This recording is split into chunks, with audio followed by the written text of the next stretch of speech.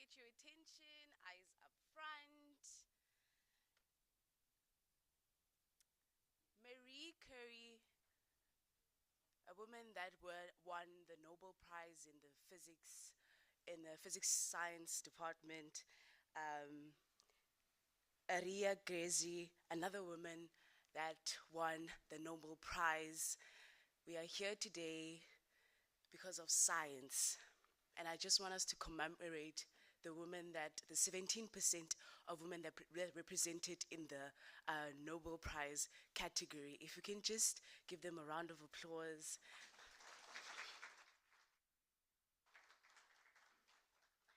Thank you very much. And with that being said, my name is Annalisa Frister, another woman in groundbreaking and changing science as it is. I am a chemical engineering student, and today I will be your program director.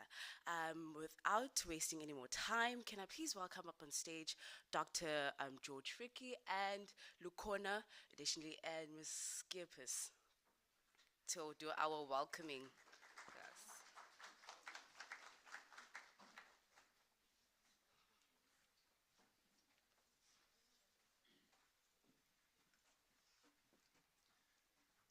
Thank you, Annalisa, and thank you for those kind words of introduction. Uh, and from my side, let me quickly, just for those who don't know who I am, and especially our guest from the surrounding schools. Uh, I'm Dr. George, and I am responsible for STEM support in the Fundani Center of Education Development Center, and I'm also the liaison person for the STEM. And the reason why all of us are here today is firstly in celebration of what we usually have, the annual National Science Week. It's usually the first week in August, and so this is our way of celebrating that that the science in especially in South Africa, and but in this case would be science at CPUT. Um, then I want to extend also my welcome. I would like to acknowledge our my director, Dr. Zina Kipiro, and then also our keynote speaker, Gillian Arnser, and then we also have other speakers who will join us as the program develops. And then a special welcome also to like I've said, the learners. I think Jackie's gonna talk more about that. And then also the judges who are present. We are really, we really appreciate the fact that you brought out the time to spend with us today, and also the fact that the judges are represented basically from all the universities in the Western Cape. We have judges from WC, University of Western Cape, University of Cape Town, University of Stellenbosch, and then also we have a judge from the Cape Town Science Center, and then also we have a judge from the WCED, the Western Cape Education Department. So the judges are well representing the province, and the competition that they're going to adjudicate, we believe that they will make fair decisions, and the outcome, so that the outcome can be impartial. So let me just then quickly give you background in terms of STEM, and let me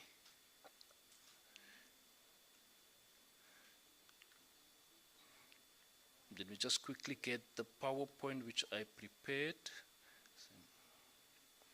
Is that one? Just to give you a background in terms of where our journey up to today, where we find ourselves in terms of the STEM club.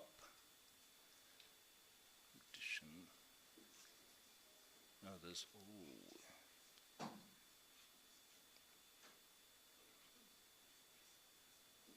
yeah. No, this usually happen now. I have a run, but anyway, let me not waste time. I'll show the short video in terms of our previous Exco competitions and also give a background. I think Lucona is going to give a background in terms of the STEM club at CPUT.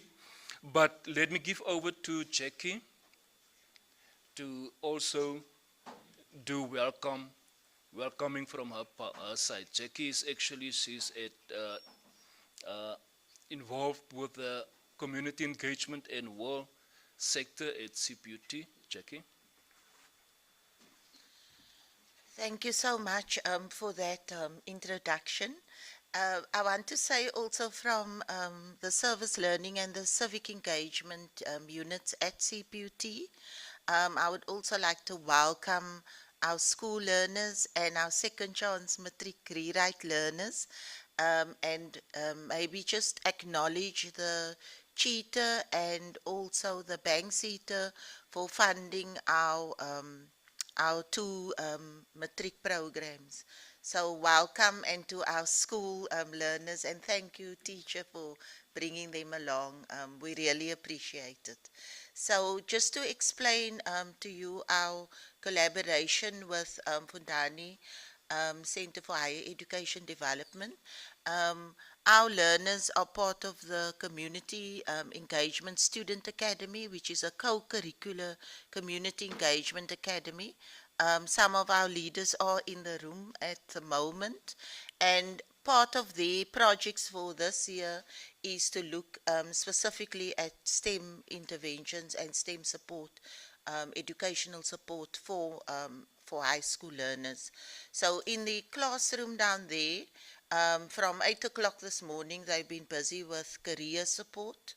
They will continue to do so once the judging takes place in that gap.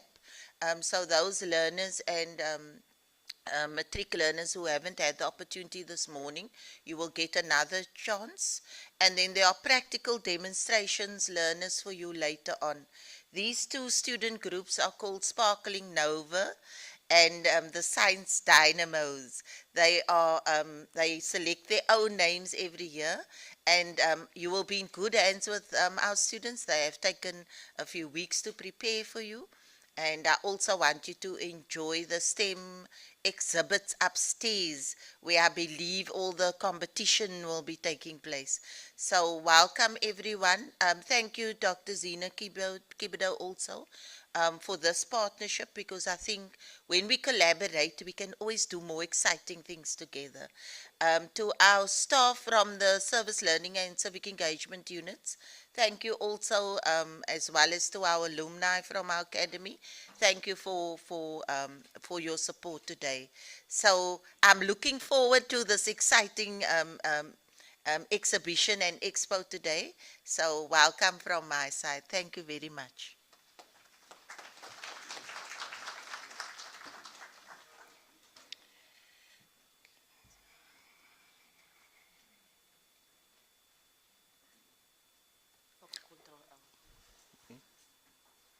Morning, everyone. Can you hear me? Okay, so my name is Lukanam Tandeki, and I am the chairperson of the CPUT Fundani Chaired STEM Club. So I'll just give you a quick background on the bringing up of the STEM Club. This STEM Club started in 2022, in April, and then it officially launched at the university in October, the 27th of October, 2022. So the goal, I'm sure you all are aware that STEM stands for science, technology, engineering, and mathematics. So the goal of our club,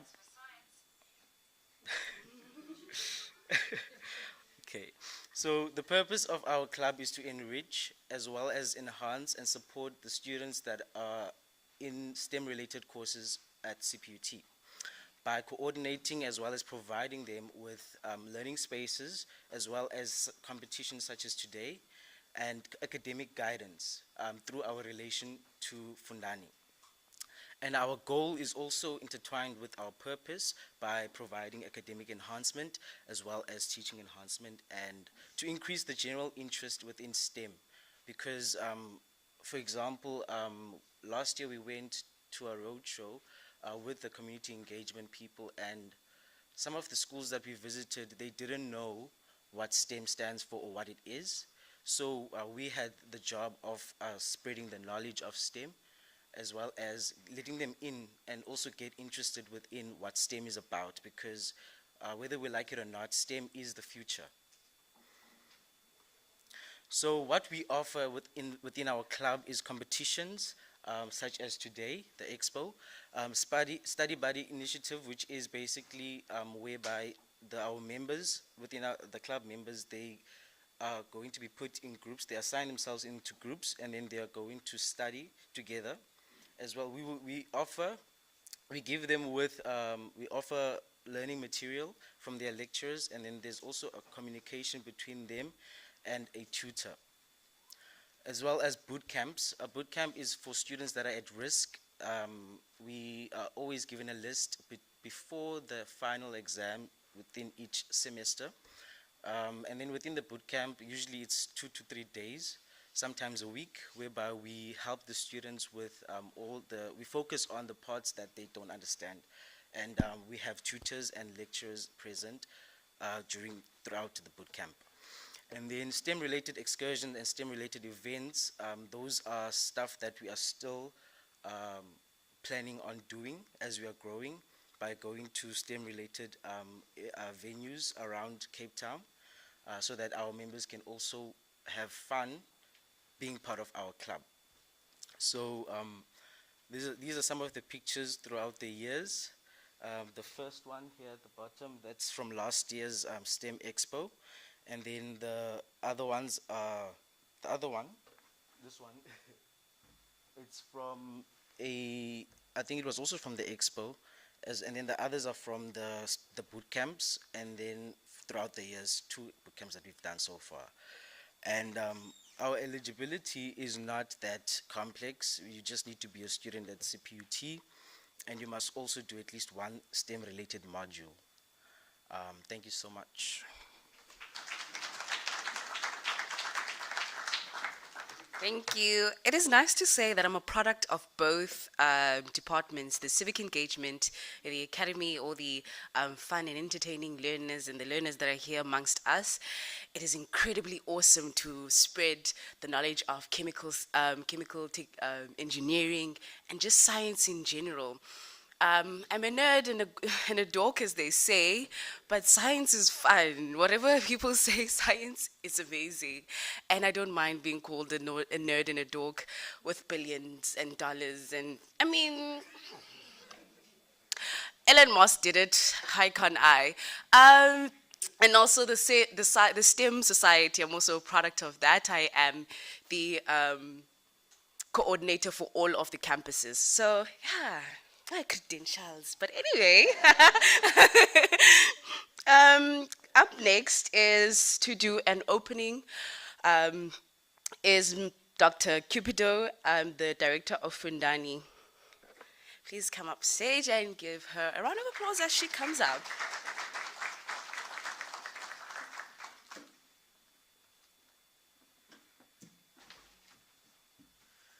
Good morning, everybody. So I wasn't planning on doing a presentation because I really just like to listen and reflect on what people are saying and then talk. But I thought, I know that this is a STEM club, and I don't know where emotions fit in any of the work that you do. Does it? Sometimes. Do we talk about emotions? I'm a social scientist. We come with the heart first. So I thought, and I don't know if this is going to work. Maybe, maybe not. Let's see.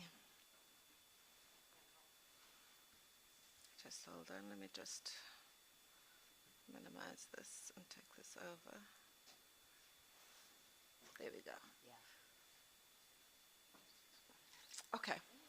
So I thought before I get started, because I thought I only had 5 minutes, but then I realized actually Frikkie gave me 15 minutes, and I can do a lot in 15 minutes. So what I'd like you to do, for those of you who have your phones with you, and I'm sure you can connect to the Wi-Fi here. I think the Wi-Fi code, can they connect to the Wi-Fi, Masabat? Should they be able to? The students? The students that are on campus, they should be able to, but the learners are doubtful. Okay.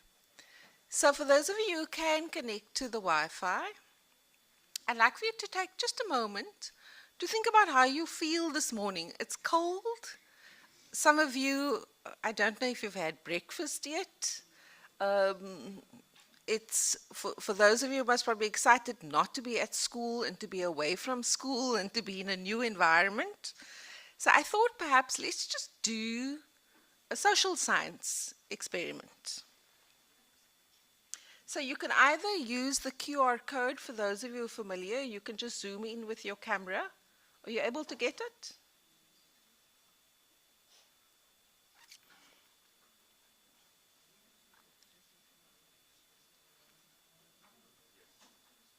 Are you able to get to the QR code?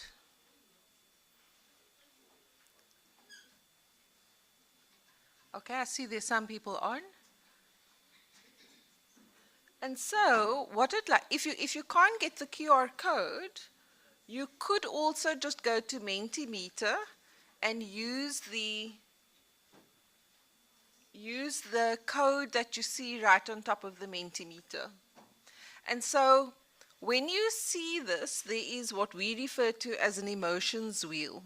So sometimes, you know, when you talk to someone and they say, "How are you doing?" and they say, "Oh no, I'm fine." But in actual fact, there's a range of options that we can use when we actually express how we feel. So I'd just be interested to hear, how are you feeling this morning?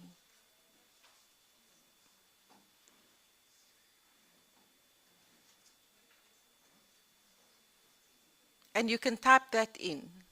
Does it allow you to type in the responses? Are you on the QR code?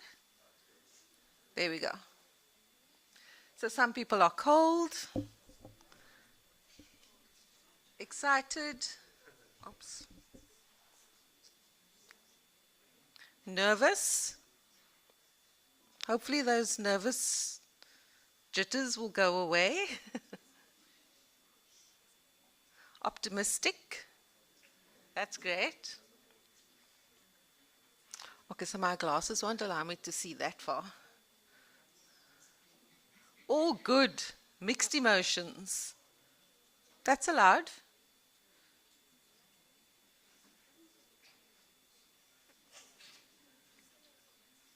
Critical.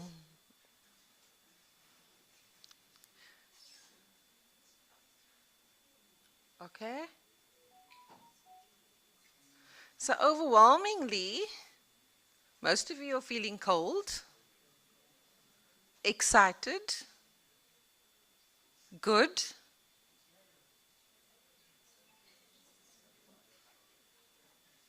which is great. So Dr. George, you're off to a good start.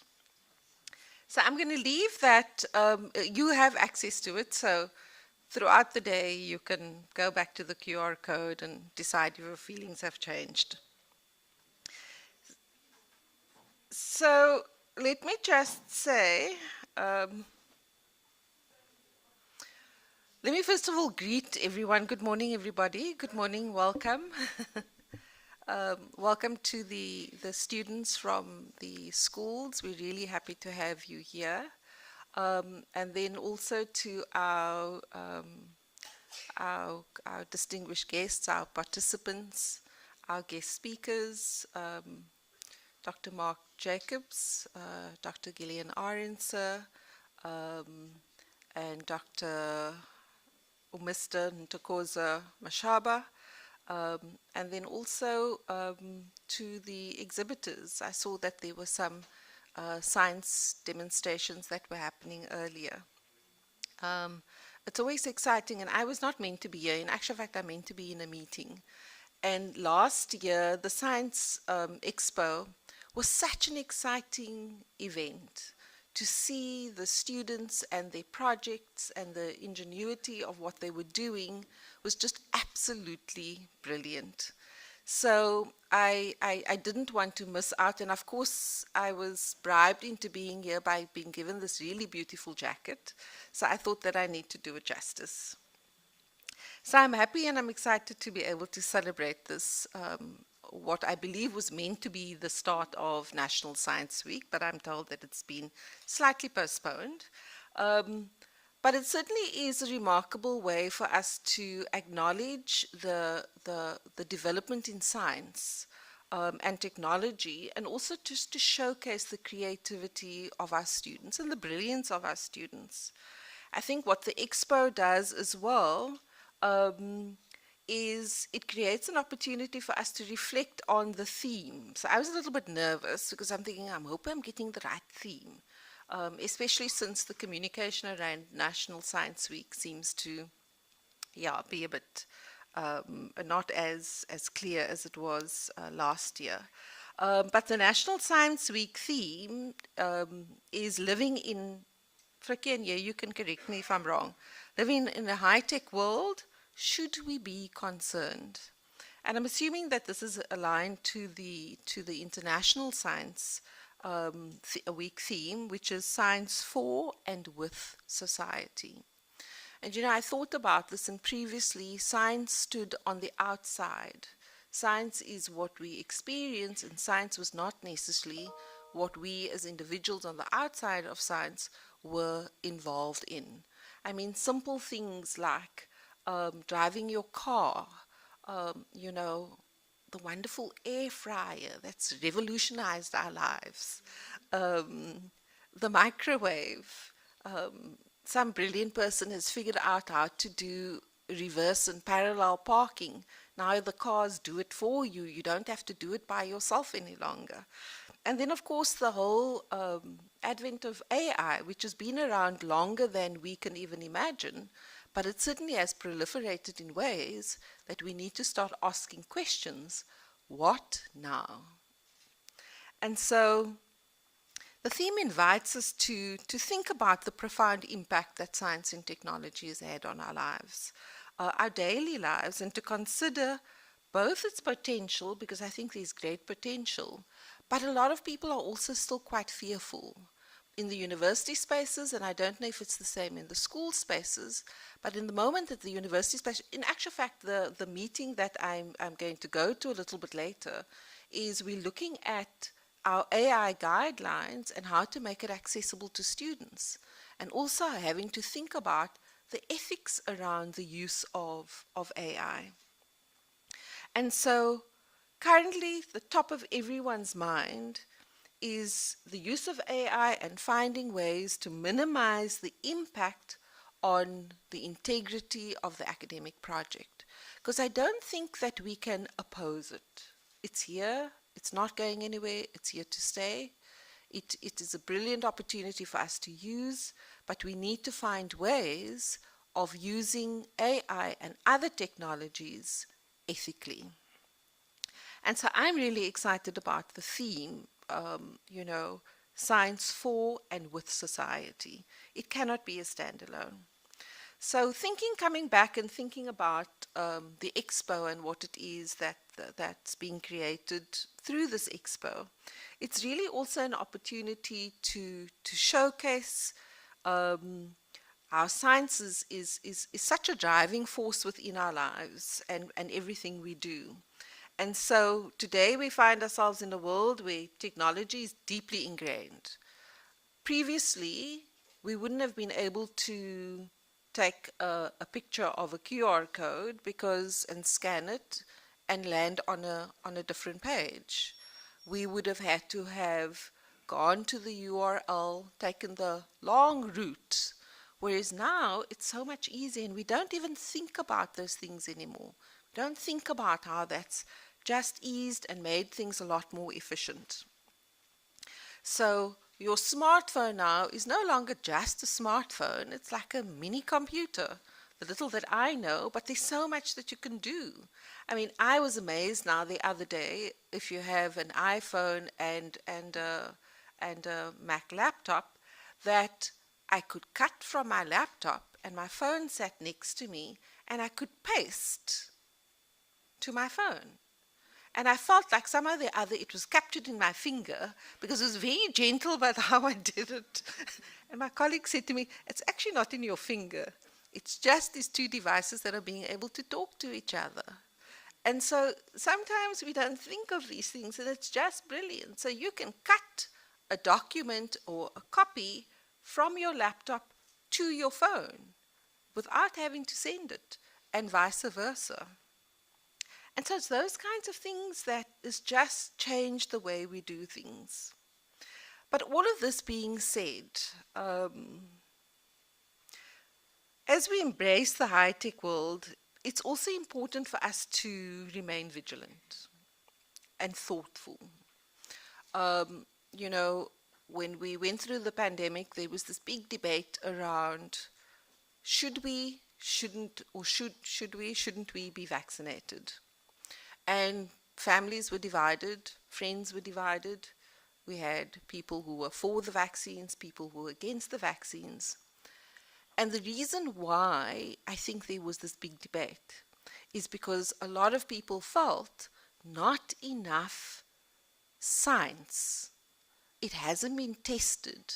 The efficacy of it, yes, has been proven, but it hasn't been given the time to know what the long-term effects would be.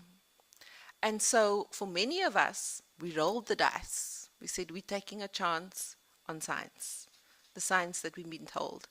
And so when we think about, you know, the ethics around the use of science when it comes to healthcare, when it comes to the use of technology, I mean, there's no harm in me cutting and pasting, but certainly when I'm taking that and I'm including or making use of something, I'm assuming that it's safe for use. And so those are the kinds of things that we need to be mindful of when we are developing new technologies, when we're experimenting, when we're thinking about the possibilities of what could be, is all these ethical dilemmas. We also have to think of privacy. You know, for those of you involved in research ethics, and we all know about PAPIA, we can't share personal information any longer. We have to be mindful of also how we're using personal information in the things that we do. So this year's theme really encourages us to engage in critical dialogue. And it's in these spaces where we have a mixed group of individuals where we can get different perspectives. What excites me most, and it's something that I'm very passionate about, is the student voice and understanding from a student perspective how things could be different. And it's wonderful that we could have these kinds of partnerships, because it's only, like Jackie said, it's only when we collaborate, when we put our heads together, that we can come up with all these new ideas. Sorry, I see you edging closer to me, so I'm going to skip a lot of what I was going to say. So, reflecting on engaging by the exciting projects of 2023, and if I'm not mistaken, Frikkie, was it the wind turbine on the car that won last year? I mean, the wind turbine, eh? I mean, I would have thought of that. We drive our cars, and yes, it generates energy. And so last year, one of the students, and the student's not here, is he? Came up with this brilliant idea of harnessing the energy by placing turbines on top of a car. And we're thinking of electric cars and, you know, where to plug it in, but with that kind of technology, you won't need to. And so I think it's really brilliant, the ideas that students have come up with, to be involved in this groundbreaking research in renewable energy, and at CPUT, in terms of our own commitment and Vision 2030, we see ourselves being and we're aspiring to be the MIT of Africa. We've launched satellites, one more minute. Launch satellites into space. We've developed beauty products. We're working with the ground nuts, and there's just so much things that's taking place. So to our students, I'm wanting to encourage you. Dream big, and never stop questioning and exploring. Never lose your curiosity, because it's the curiosity, it's the questioning that helps us to move forward. Use this platform to showcase your ideas, learn from others, collaborate and create solutions that can change the world, because I believe that we can. And so in closing, I want to wish everyone an inspiring and a successful expo. To the organizers, Dr. George and his team, to Jackie and her team, and to SARETEC, who's always just, welcoming of us. Well done to all of you. I'm hoping that this is going to spark lots of new ideas, foster meaningful connections, and inspire the next generation of scientists. So with that, thank you very much.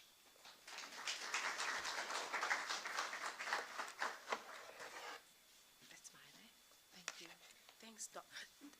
Guys, my youth, can we just please tell Doc the clicking of hands is agreeing with you?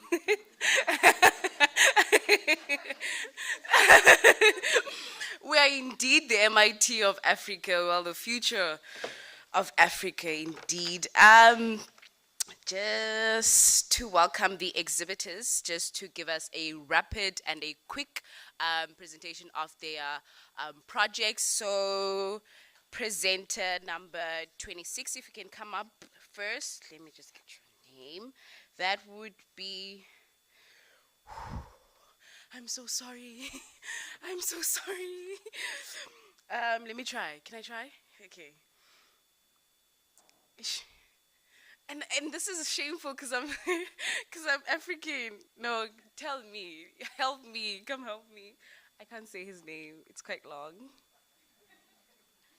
Mudzimu unarine. Oh, Mudzimo unarine. If we can say, okay. If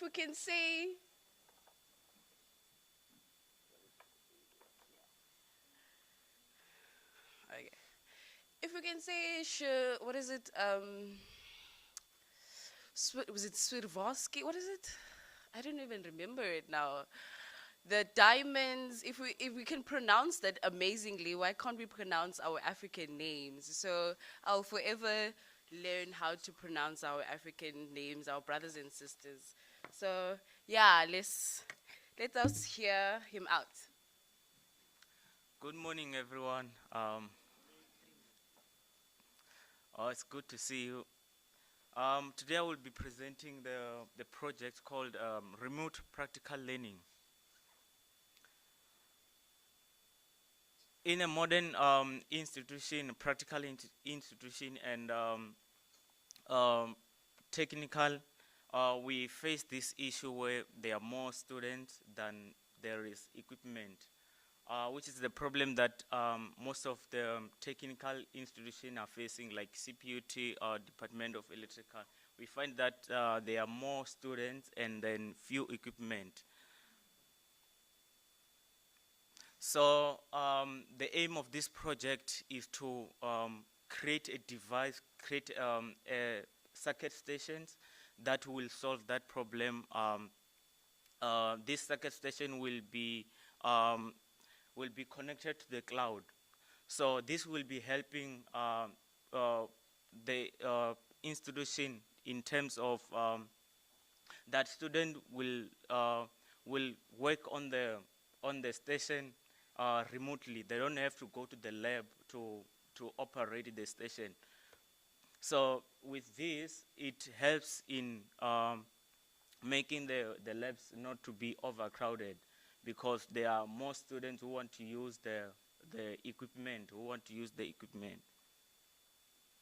So a lecture will be able to view let's say for instance, in the day of a demonstration, the students will go to the lab and do connections, and then a lecturer don't have to be in the lab to view what the students are doing. So when the circuit is operating, the data is going to be sent to the cloud, and then the lecturer is going to be able to view the operation of the circuit from the dashboard, which is connected to the internet.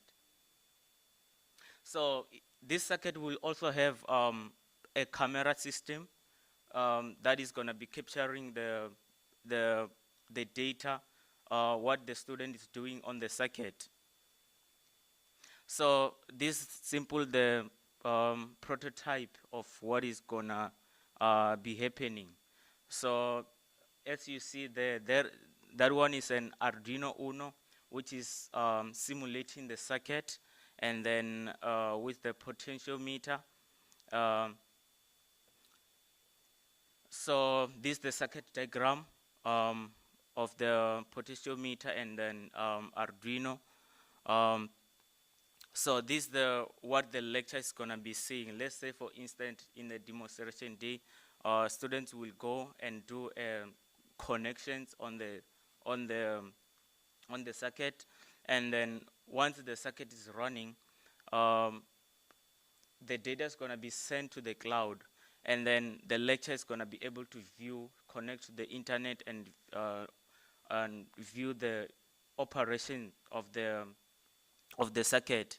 And this also help in saving time, because the lecturer don't have to go to the lab, and then they can watch this in real time. And also, if that day they have something to attend, they can go and attend and watch this later, because the information will be stored in the cloud. So in a conclusion, many institutions of practical that involve practical learning, they face this problem where there are a lot of students and then few equipment, and then this project will be solving this issue by providing the circuit station that will be connected to the cloud. So this will help the lab not to be overcrowded, and also to save data on the cloud. Thank you. Thank you. That sounds efficient for someone like me that's lazy to always go to the labs, but yeah, I'll contact you with it. Up next is exhibit number 19. That would be Inati from civil engineering.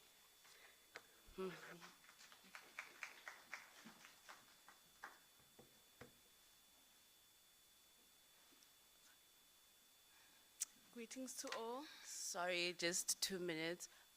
Does anyone have a question for Mutsi my Marni? Mutsi Munarine. Yo. Sorry, guys. Does anyone have a question? Just indicate while we look for her presentation. Yes, yes.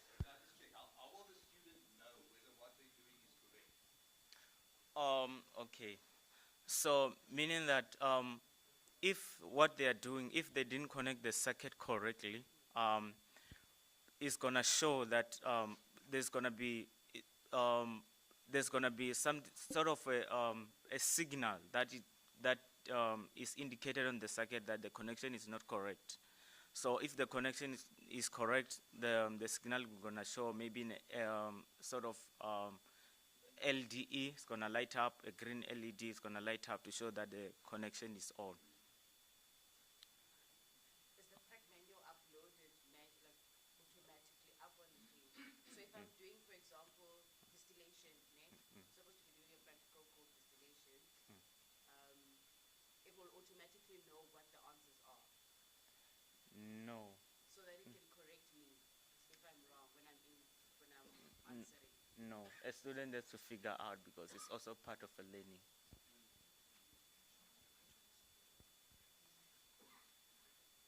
All right, thank you so much. Okay. Thank you.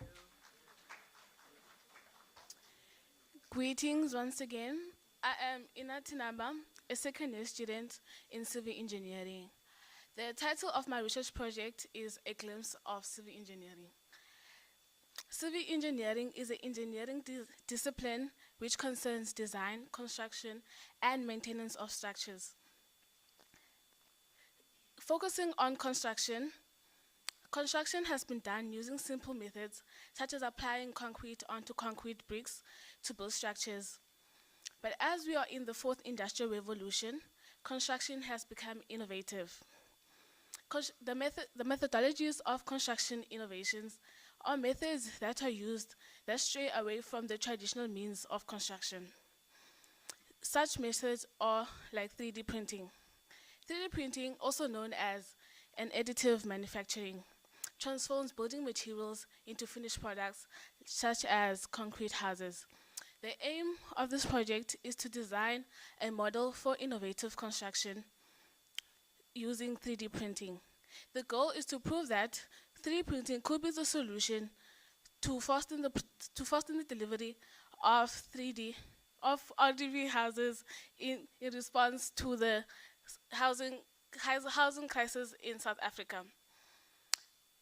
As my prototype, I created a 3D structure, using the first two steps of 3D printing. Firstly, I created a computer-aided design of my model using AutoCAD, and use the second step of converting it into a STL file format, which is a stereolithography technology used in 3D printing, to put it into a format where I can do the third step, which is slice it into 2D layers to fasten the process of it. After it is done in 2D layers, then it will be able for us to fit it into a 3D printer and get it ready for printing. I did that in reference to the RDP houses built in South Africa. It's reference from the city of Ekurhuleni municipality. Thank you.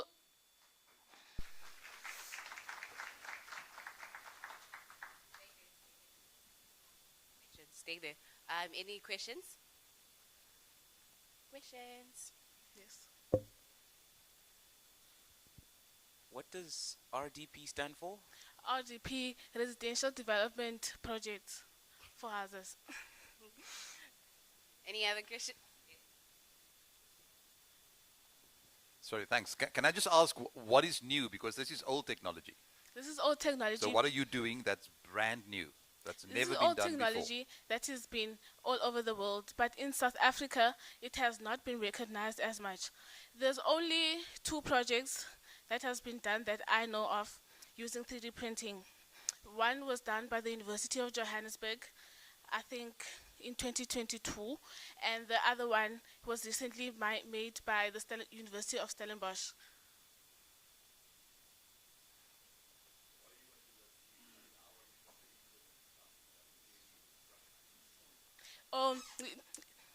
It is by knowing the challenges that 3D printing may bring, there are solutions to it. As a country, we know the economy of South Africa. There are easy ways to be able to implement it, like using the materials and the technologies for 3D printing. There are cheaper technologies such as fused deposition modeling, and the materials we can use is ABS, plastic, concrete, and because 3D printing produces less waste than the traditional means of construction, if the country invests in 3D printing machines, materials, it will cost less than the money that is spent into building 3 RDP houses in the country each year. Only if you invest in it. Other questions? Yes.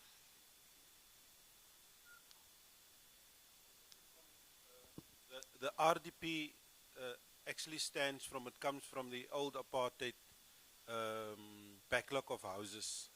So the term RDP stands for Reconstruction Development Program. It is a program to fast track the building of houses. And I think if you use this idea, 3D printing, I think, can build a house within 2-3 days. So that's the idea, that we fast track. That's the new thing that you really want to achieve. The backlog of 30 years of housing, if we look at the community areas in our very own suburbs, there are still a huge 80,000 people need houses as we speak. And the RDP program actually never delivered up to the standard what the new regime wanted.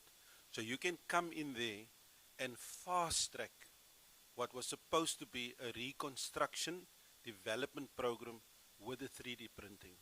And I think the technology is on your side, really. Okay, thanks. Thank you, sir. Thank you.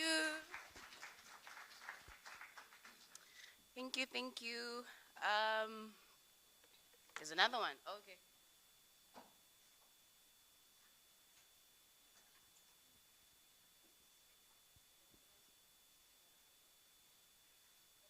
It's me. I wanted to know, printing, building houses with 3D printing, it's cheaper, it's faster. With the storms that we have here in Cape Town, how stronger is it than normal houses? Is it going to be the same, or is the quality going to change? Oh, Mike. There you go. Okay, thank you. Oh, 3D printing is no different to regular houses. Regular houses, it is inside of it. It is done like a normal house. The only difference is that it was done using only concrete.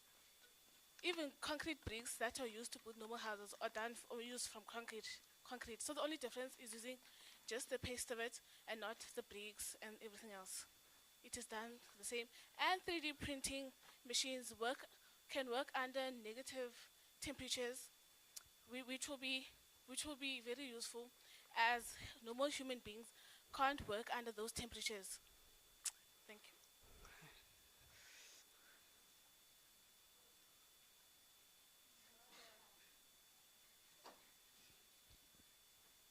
This is interesting. Stand next to me. So Come. we know that the idea of the 3D printing is to build a house with concrete.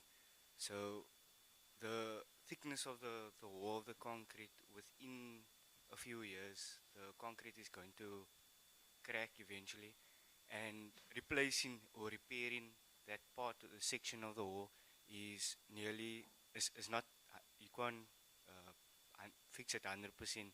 So what would be preventative measures to put in place to prevent something like that? Oh, thank you for your question. In my research, I have not come across that kind of challenge. So I would have to do more research to give you the answer to that. Thank you.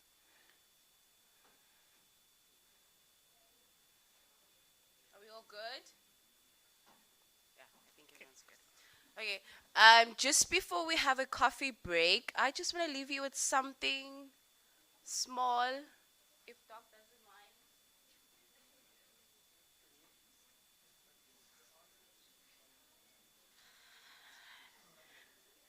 Eyes up here, students, learners. So, this was a thing that I did on the last year's Expo. And I think it's also quite relevant to this Expo, as I heard the two presentations prior this. So, ladies and gentlemen, fasten your seatbelts and take a trip with me into the future, a future that you and I will face. Consumed by darkness, increased heat, droughts, the rise in sea levels, the death of planet Earth, the degeneration of Mother Earth. Dear future generation, as you sit before me, there was once a time where we possessed remarkable cellular devices, laptops, iPads, and your iPhones and your Androids, and the quarrels between which one is the best device and whatnot. These devices had immense capabilities, access to information about everything imaginable, whether it been from mere knowledge of what is or the meaning of RDP, all the way to what is nuclear science, what is a desk, what is a table. The most simplest information you can get via the smallest device and the largest devices. We had applications such as your TikTok, your Instagram, your YouTube channels, and many others to entertain ourselves, even the times of COVID-19. But how are we to entertain ourselves during a time of darkness? No electricity, no power for us to interact with each other, live interacting with each other, but to move together into the future, because no one cared enough to be sustainable and to be revolutionary and to move into the future and think about what Mother Earth would suffer if nobody cared. We had big, beautiful trees, but because of carbon footprint and your emissions and whatnot, we are in this darkness because you and I decided to ignore the needs of planet Earth. We had species such as your lions, your polar bears, and your giraffes and your elephants. Mind you, we are in the future. We are not here sitting here in SARETEC, we are in the future now. So stick with me because the trip is there now.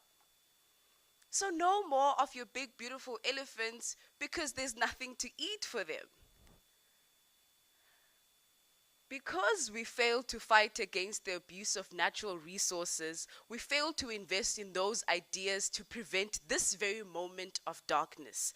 I speak to the students and researchers who developed solutions and prototypes into this future that we now sit at. We have lights and LED lights because someone thought of Mother Earth. Someone thought of being sustainable. We failed, and we failed to do our part. We failed to take responsibilities for our actions. We were reluctant to embrace the sustainability alternatives, preventing us to move forward as a society and as a nation. And it's pushing us 100 steps back into the past, not into the future. To explain to the future generation, please allow me to explain where we were absorbed in our own pursuits to take action. Myself included, I was absorbed being a billionaire, a very image of Elon Musk or Bill Gates. I didn't care enough that my invention would affect the earth. Lisa, you speak of the earth. Where do we enter in the earth? We're still a developing country. We cannot think about how the emissions and what affects us. I mean, Africa is the main source of the globe. We outsource your uranium. We source other countries with raw materials. We are the foundation of the globe. So it starts with us. Yes, there are issues and yes, there are but there are minds sitting right before me that have the solution to these problems. So like once Prince E.R. said, put people before profit. Put the needs of the people and the needs of the planet before your greed. And put the nation first. The golden rule over the rule of gold. And I'm grateful that there are students that are sitting before me that took the first step into thinking about these ideas to revolutionize our future and not see ourselves in this state, but have lights on and also have power to function. Thank you. Let us take our break. Bye.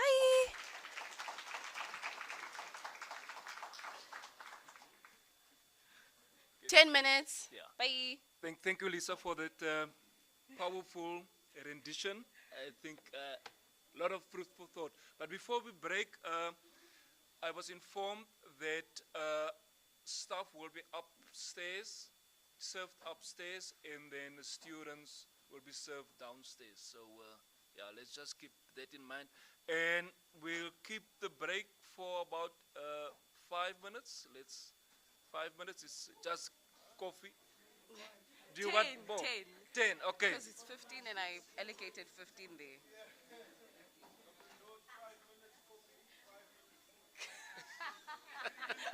Okay, let's stick to 10 then. Okay, let me reset myself also. Yeah? What? Is there any more exhibits? Because Lukona said there were more exhibits coming. Upstairs, yeah. Yeah. This way. Dan aan die gang om, ja. Okay,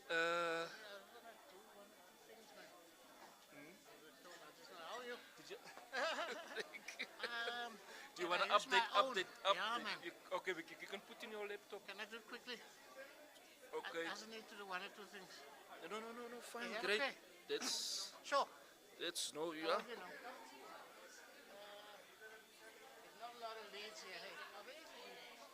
And if there are exhibitors who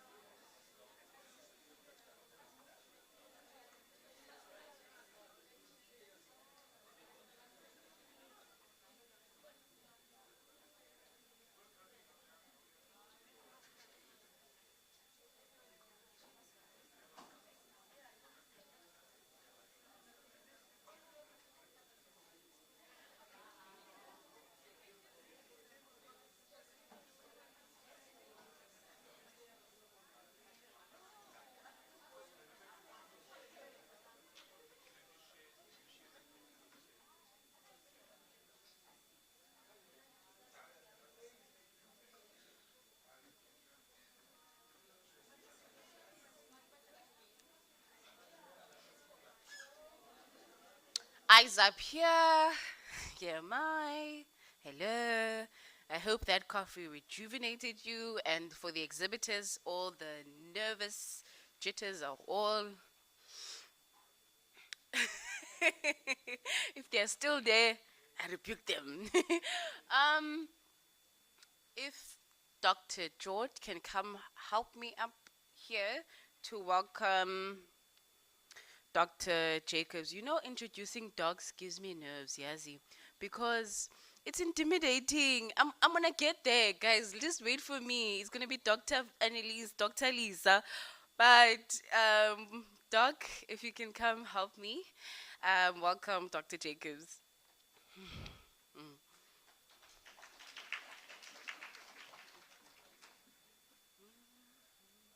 Okay, thank you, Lisa. Yeah, it's my honor and my pleasure to introduce to you our next speaker, Dr. Jacobs. Dr. Jacobs has a long history with this institution, CPUT. He's even have been involved since the previous, let me call it the regime of CPUT when it was still a technicon. And he also have a wealth of experience as an educator. I think he taught at some stage before he has been employed at CPUT. The particular significance of Dr. Jacobs is the fact that the STEM club or the STEM project at Fundani is actually his brainchild. When I came to CPUT, he was busy with STEM, actually mathematics research and development center project, and I basically took over from him, and we collaborated together in terms of where we are now at this stage, where we were able to establish a STEM club, and we were also able to organize and to develop STEM sector at CPUT as a whole. So, and he's also very passionate when it comes to student support, although he's mostly involved with in the engineering department, teaching mathematics. He is in generally very passionate when it comes to supporting students, and you will also see in his presentation in terms of the enthusiasm that he has when working with students, and especially when it comes to science in general. So with that, I would like to ask Dr. Mark Jacobs to come to the front and deliver his talk to us. Thank you.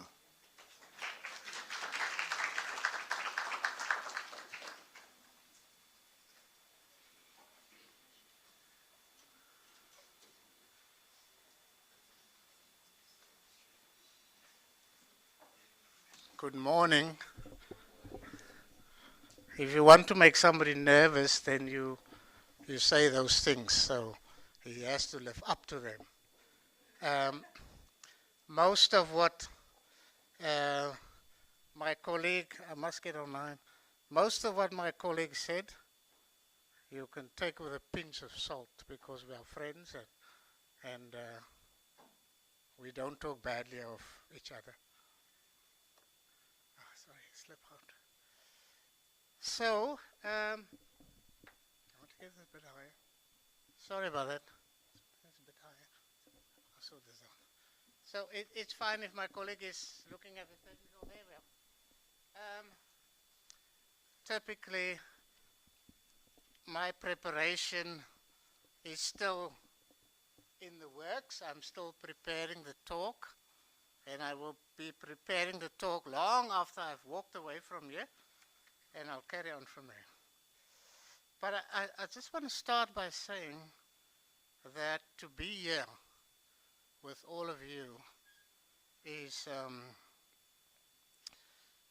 I feel it's an emotional moment. Let's put it like that. We started talking about emotions this morning. It's an emotional moment because I see growth.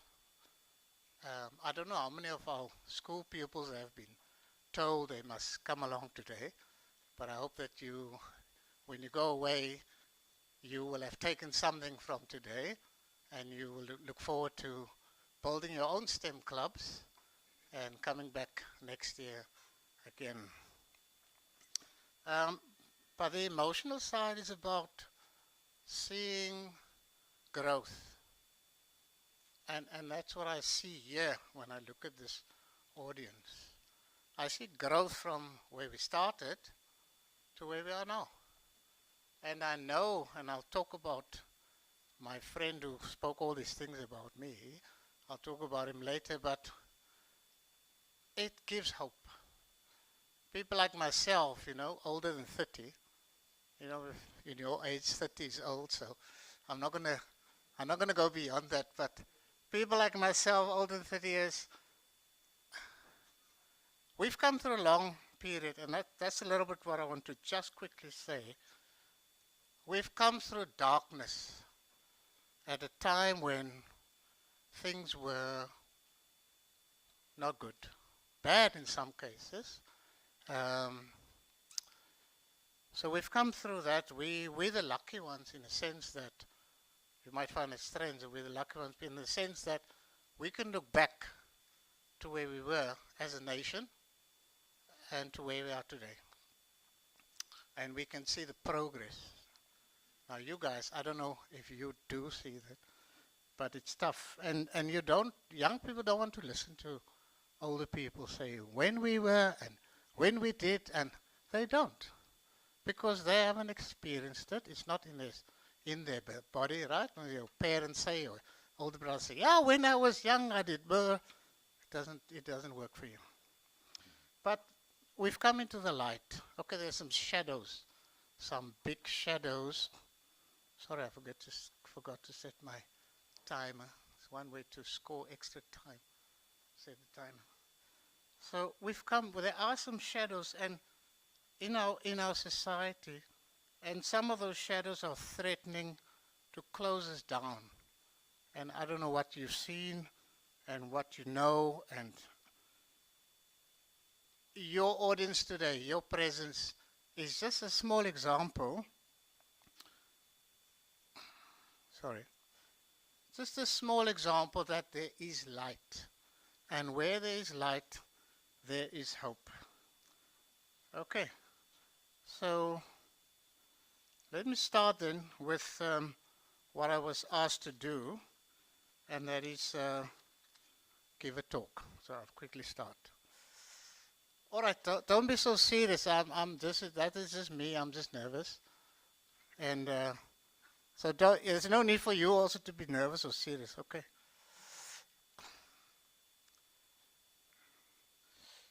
All right, here we go. So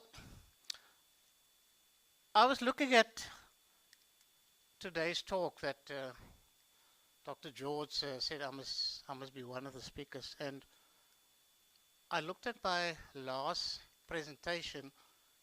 That time, as he was saying, we were just starting the idea of a STEM club for Siput, and we had in the audience members of the UWC STEM club, and they'd come to address us and they'd come to tell us what they do. And that guy's yawning, which is a good sign. It means I must finish up. And so that was the inspiration to us. And I'm hoping that what our guys are doing here, the presentation of their work, and the fact that they're in the STEM club would be an encouragement to you guys to follow that and do the same. Because in that meeting, in that gathering, we then signed up our members, our first members of the STEM club. Is anyone here who was there that day? Anybody from our Siput STEM club members? Dr. George, you're letting our side down, eh? So I thought, okay, that was 2022, April, if I remember. And the launch happened a little bit later. Okay, thank you, sorry for that. Let me then move on. So STEM clubs, I thought, what do I tell an audience about STEM clubs that they don't already know? Let's see. Why form a STEM club? What do STEM clubs do? how can you participate in a STEM club, and what are the factors which make STEM clubs succeed? What other questions should we be asking about STEM clubs? And I'm happy to say you're not going to get that talk, because for an answer to all these questions, you can contact the STEM coordinator at Fundani. What are the gains? The gains have to do with social interaction.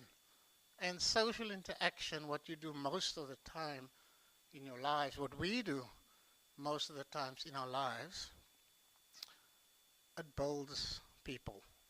Builds people, and if you're in a team, social interaction builds strong teams.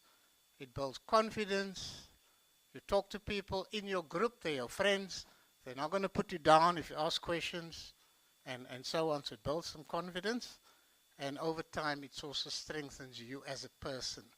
So strengthens the individual development. Not everyone functions well within a team. A lot of people are comfortable in themselves. That's fine. There are no rules to this. That's okay. And okay. Now, here we go. So, the Western Cape Education Department, in collaboration with the Science Center, have established a STEM club network. And I don't know if you or your school is part of that, but I was pleasantly surprised to see that there is such a thing. So the STEM club network, it exists, and actually there's a huge number of these clubs across the province, and there's the learners, the books you can download, the broadcast, the support, the projects they do, and study tips. So there's a whole lot of stuff on the website that you personally can go and look for, but also there's stuff about forming STEM clubs at your school. Okay? And then there's some help for teachers. You can just have just a glance. You're not going to go into that. There's some help for teachers if they want to form a club, or if a handful of you guys go to your teacher and say, sir or miss, we want to form a STEM club. And the teacher will say, but we don't have time, or I have to do other things. Or then you say, no, but we want to, and don't worry, we will help you to run the STEM club, and you show them this. All right, and then parents and stuff. So,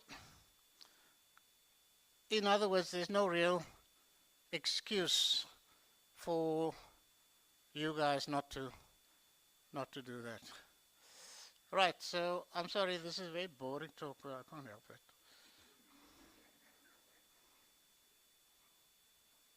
And a very slow thing. Oh God, okay, here we go. Resume. Where's my guy that was here, the technical guy? Come and help me, man.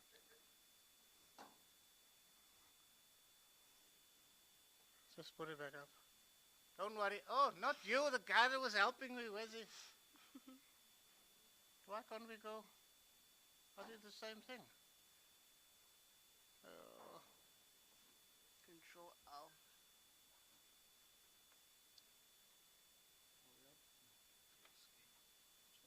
All right, I'm so sorry.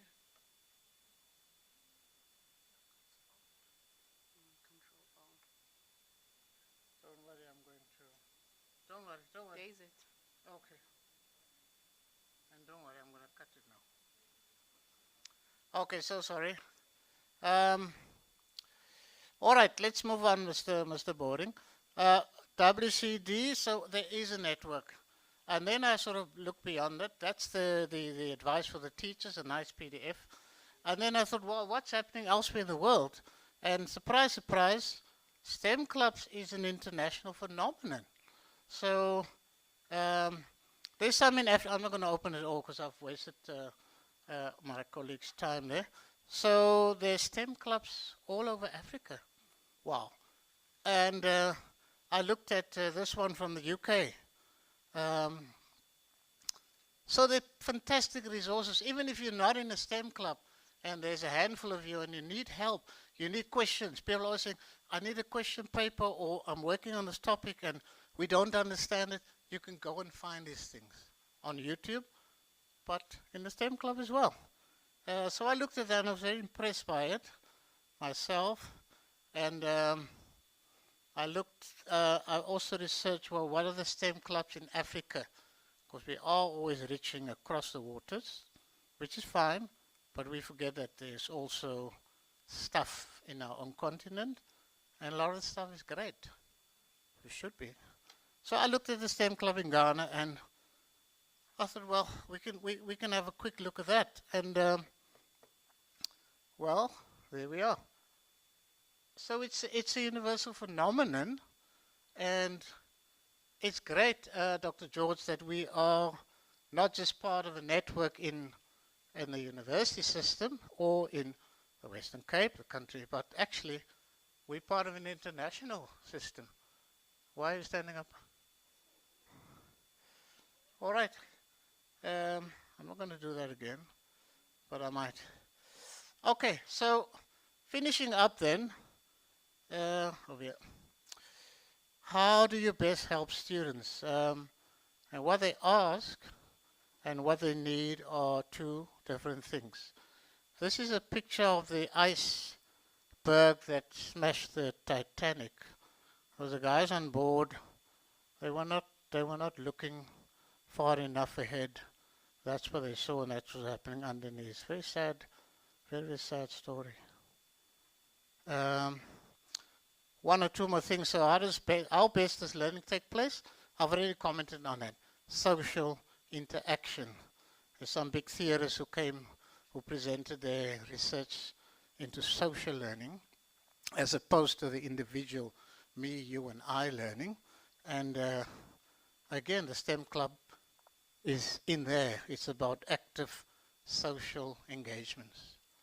So I encourage you then, everyone, to find your way into a STEM club for your benefit. And if you're one of those people who don't need help, then you can help other people in such a gathering. Yeah?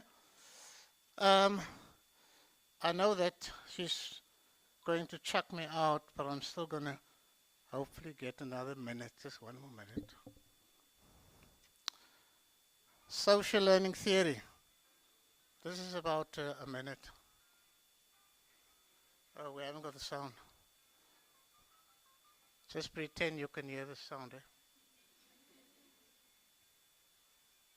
worry, it's okay. Okay. It's okay, don't worry. Don't worry, talk this one. That's called social learning.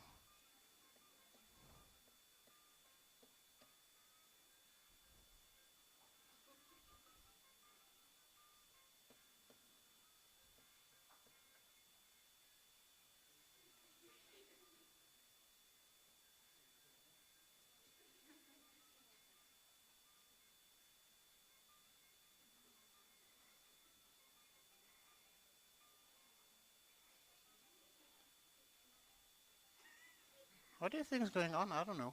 That's it. I don't know what was going on there. But it's called social learning, so.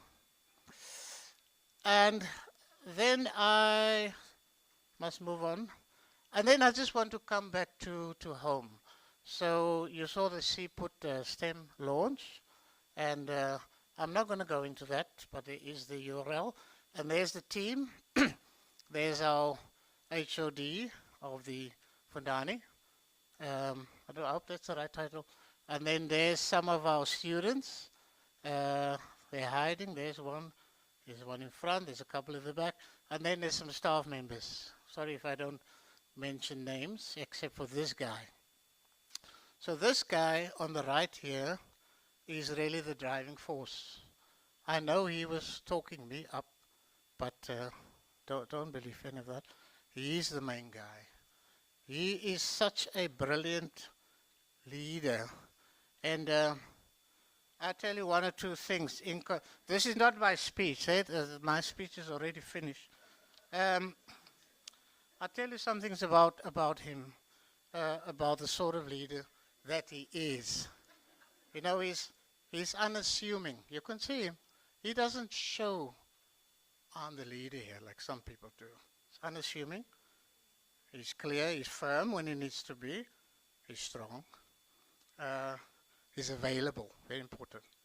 He can socialize, both in terms of educational, academic stuff, and fun stuff. And he's definitely a team player. All the sort of right things that one would like in a leader, and he leads by example. And I'm looking at my notes I made this morning. And as I said before, he's a driving force. All the things you want. He's the guy that drives, and doesn't always drive in front. He can also drive from the back. And in terms of the team, a person like himself is all embracing of the team. He brings the team in. And very important, he works to their strengths. So not everyone has the same strengths, the same enthusiasm for the same things. So a good leader finds out within the team what are the strengths of different people and works to that. And lastly, you're not just the main guy all the time. You give space for others to shine. And that's our guy. And so Dr. George, I'm really pleased to have met you and to have worked with you. And I'm sure we'll keep going into the future. And I want to wish you and the STEM Club and the leaders of the STEM Club, and apologize that I didn't put you up, but you are as important. And going forward, you're probably going to end up being more important. So I want to thank you, and I want to wish you all the best. And I want to ask you to help these guys who come here today to establish their own STEM clubs. Okay? That guy over there was clever about the 3D printing. You, number one, you start your club at the school, and you let these people know, and they can support you. And to end, all that stuff I said. What happened to my picture? My picture's gone. Anyway, there was a picture which is gone. I don't know where it is, and it showed the. I think he took it off. It showed the other side of Dr. George, with the glasses and the cool look and so on. Thank you very much. All the best. Thank you for the day.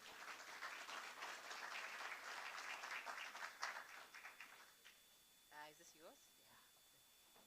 Yeah. And would you like to take it? I'll take it. Just get it out of the way. Thank you. Keep going. I'll come on this side so you can talk.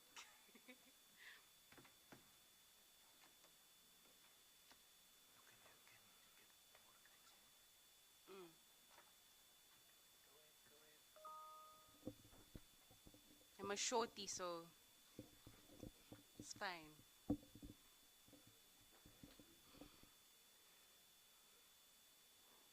Which one now? Okay. Just before we move on, to my learners, I see you. You see me. I have a question for you. Students, CPUT students, lecturers, doctors, don't answer. We said CPUT is the future of Africa. I need a hand up, or else I'm gonna pick.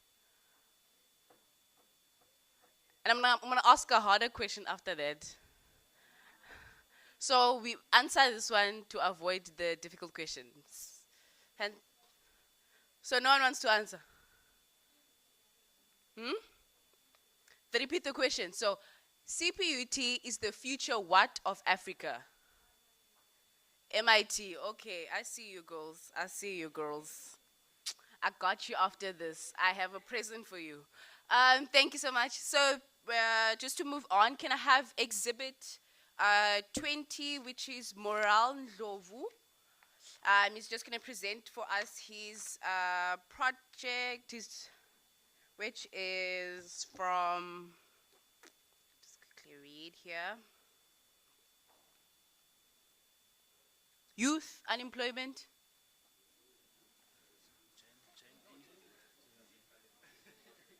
This is you. It's you. Number 20. Number 8. Oh, this is number 20. So sorry. Sorry, sorry, Gen E. Sorry, my bad. Yeah, but the phone. Yeah, I'm gonna quickly do it now. Okay, before we move on, I have an urgent announcement, ne? It's a request actually. It doesn't sit well with me. I'm sure it won't sit well with you as well. Ladies, if you had perhaps found a phone, an iPhone 7 Plus with the pink pouch, please do let me know, or anyone wearing this cute jacket, please bring it forward to them. We don't want to go to the extent of looking to cameras and whatnot. Ne? Thank you. Bye. Morale?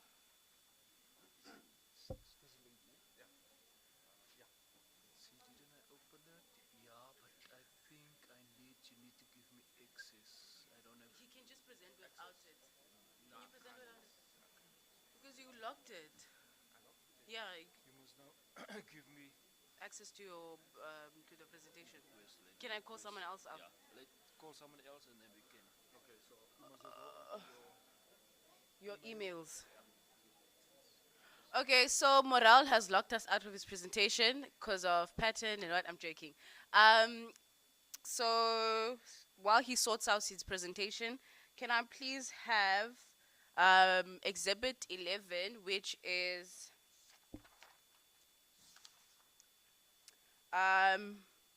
Nomava Mkiti, which is unemployment, youth of unemployment.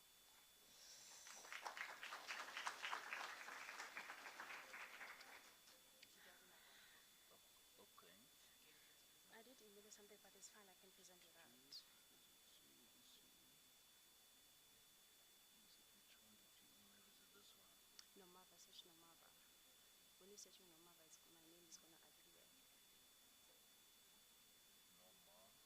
Yes. Yeah. Is that one? That one's, it's a long, but I'm just going to be having only one page open. Okay, that's fine. Let me. But why isn't it? Lukona, tell them to come and sort out the screen. It doesn't show. Let me see. Is it picking up now?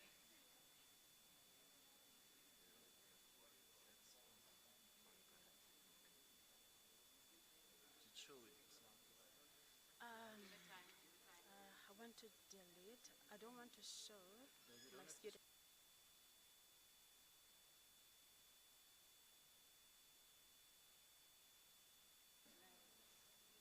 Oh, yes. It doesn't have to show. It's okay. It doesn't have to show. It's okay. Are you sure? No, man. Yeah. Hello, everyone. I'm Nomava Pushamgidi. My topic is the role of business incubation in addressing youth unemployment in South Africa amongst fashion design graduates. I'm motivated by the number of unemployed graduates that we're finding in South Africa, and amongst those, I felt like a fashion designers graduate with a skill that they may monetize and create jobs. So I'm a fashion designer and an entrepreneur, and amongst those I created a platform for designers to sell within my platforms, but amongst those I found out like there's a need for a gap, because most of those designers I found out that they need some bit of a training in terms of like they don't know what to do with how to price and so many things that I found out. And I was also incubated, and myself, I went through so many incubation systems that do not cater for fashion designers, but I had to navigate through things for me to be an entrepreneur.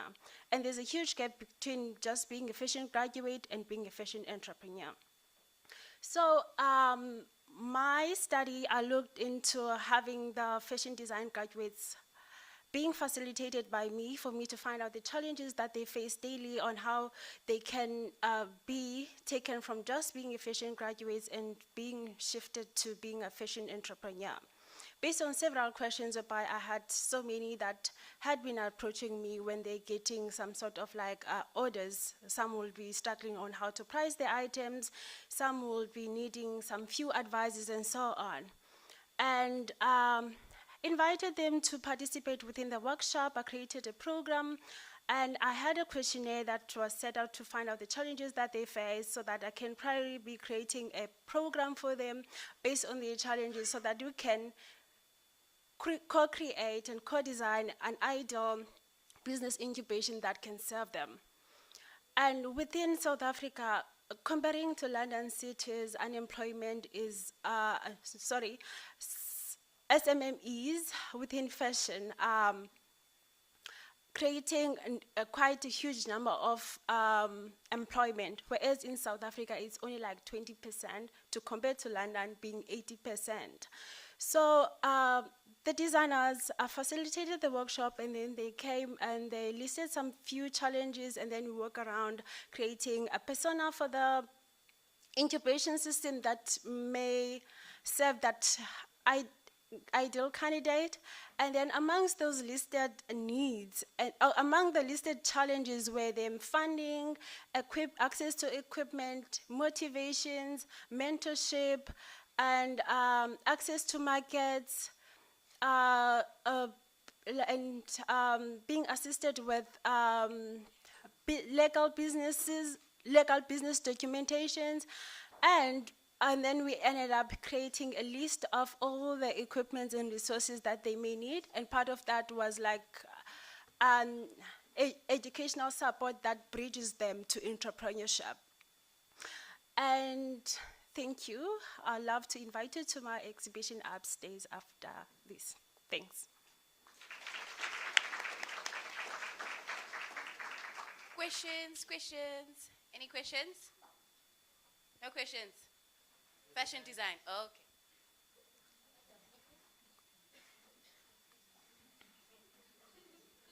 Your name as well, okay? Name and then your question.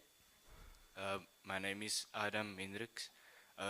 It's not on the fashion part, but more on the unemployment part. So, do you think that during the starting period of a student at the university, they should be given training and or courses in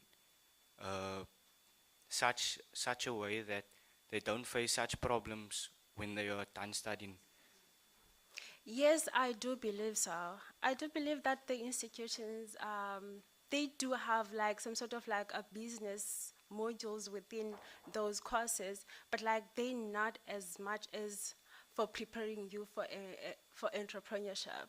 Like they're just a basic for everything that you know, basically, but they do not teach you on where you should go for business registration, how to do the tax clearance with SARS, and how to formalize your business. They just prepare students for just to be ready for showcasing their items, but not delving deeper into entrepreneurship. And there's a gap. Institutions may maybe have like business incubations within them, so that after they graduate, they can have them there being groomed. Thank you. Okay.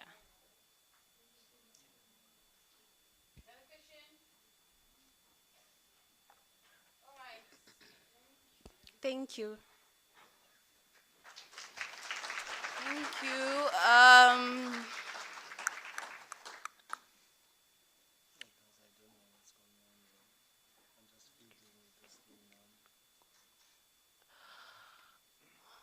Okay, I don't see Morale, so he's busy, probably still busy fixing his presentation.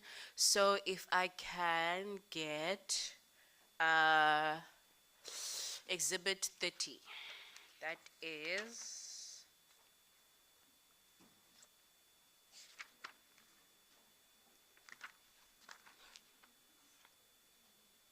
okay.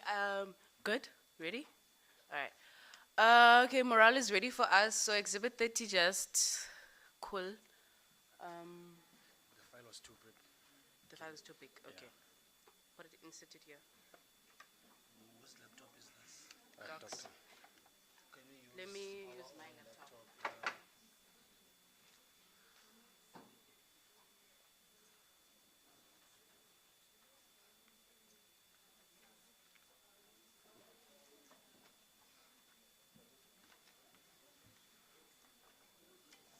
Just fit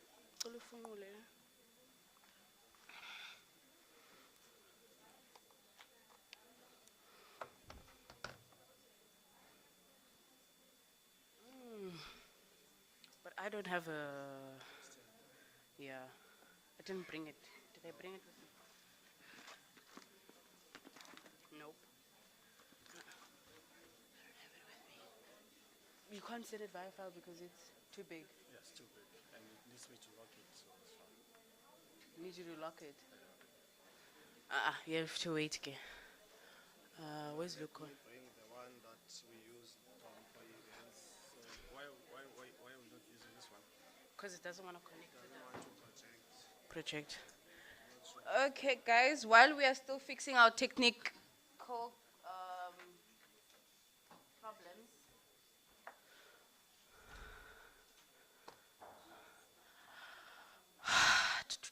Sorry.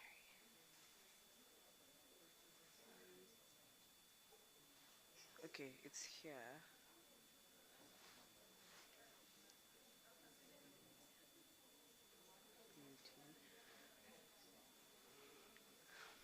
Where's my mic? Can I get my mic? Find your project.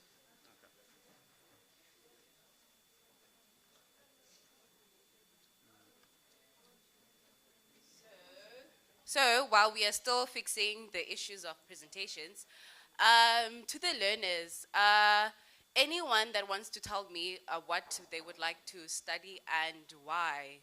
And then if any of the students are studying that course or something similar to that course, let them know of the challenges.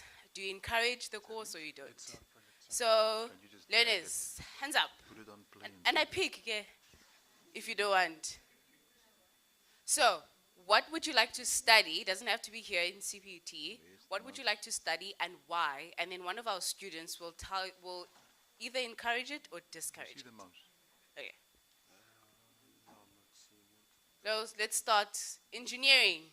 Anyone in engineering? Engineering? Okay. Don't be shy. Don't be shy.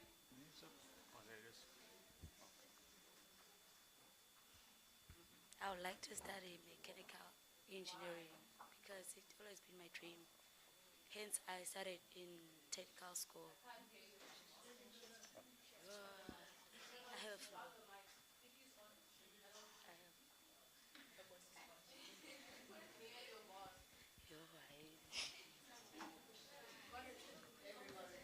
Show me. So she said that she wants to study mechanical engineering, and it's always been a dream. Yeah, that's all she said. Any back-end students?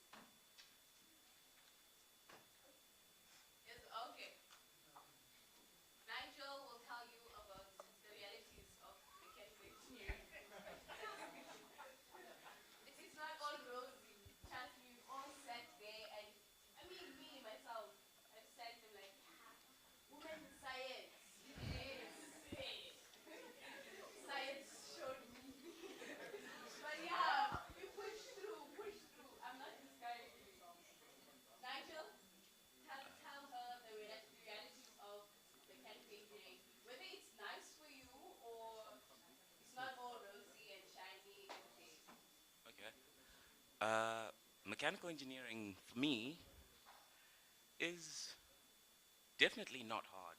It's not hard. And by saying that, I mean, like, how do I say this? So, it's very easy to fail. I've just started, but it's very easy to fail, I'll say that. At the same time, it's not difficult to do, but this year for me, it's taught me that it is a course that requires perfection. My new lecturer, Mr. Sender, told me that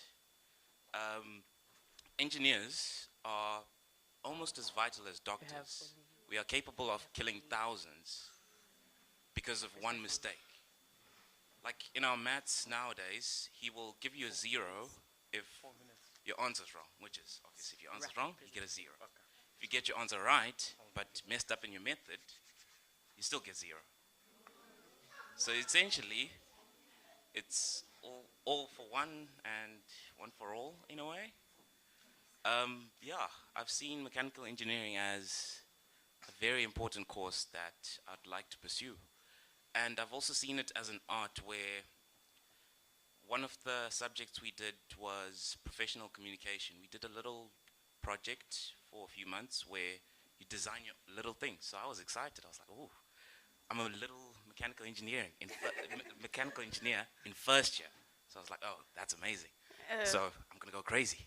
I did every design I could think of, and my group and I did very well. We got the highest in the class, and we used all the resources we had. Got to design the things we liked. Some mistakes, of course, but then you reflect on it as well and see where you can get better. So that was a great taste of the future, I think. So I'm excited to go on. Yeah. Thank you so much, Nigel. Next time I'm scouting Gelena's ne for my next one. Ne? Same question, so marinate it in your head while you listen to Morale. That's exhibit 27. Let's give him a chance. Ears up, eyes up here, and ears open. Thank you.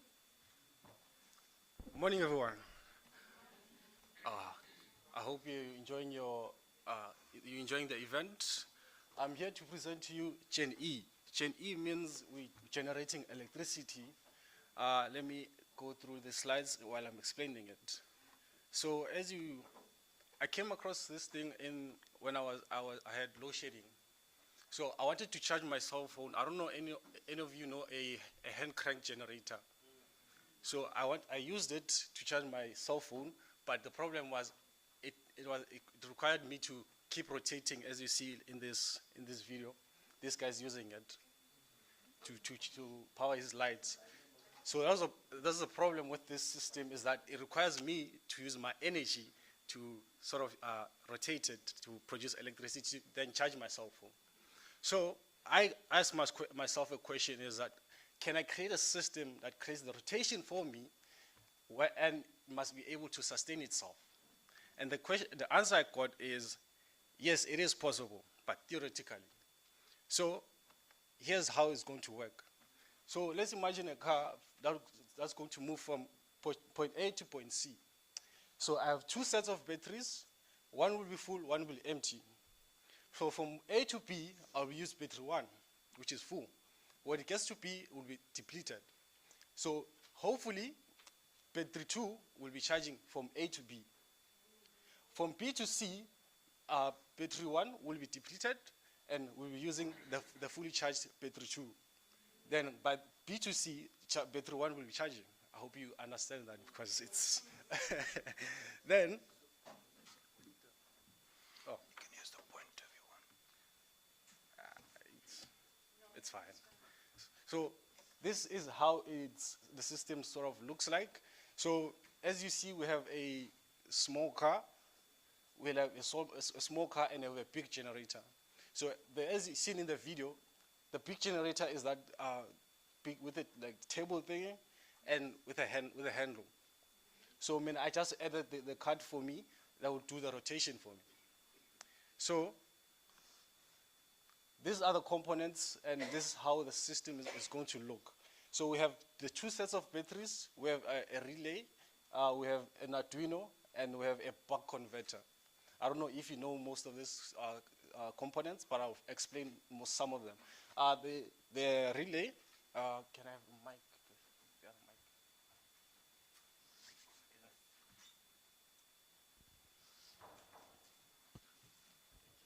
mic. As you see, this one is the relay, which is the one that's going to like switch between the batteries. We have an Arduino that's going to read the voltage. If the batteries reach a certain level, it's going to send a signal to the relay to switch the batteries.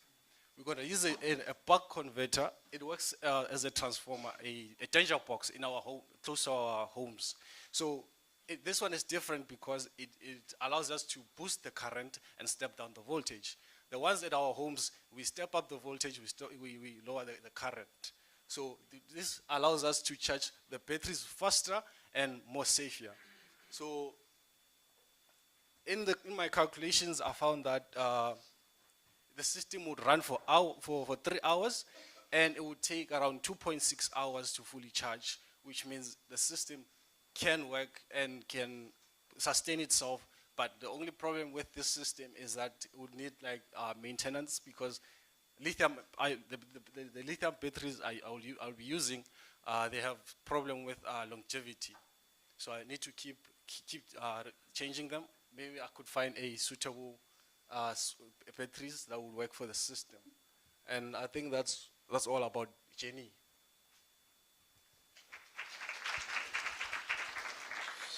Shah, that was a mouthful. If you don't have questions, I'm scared. Questions? So we all know how what is it? We all know what's a voltmeter, right? Not lecturers and students, you know, obviously. Learners, we all know what's a voltmeter, right? What does it do?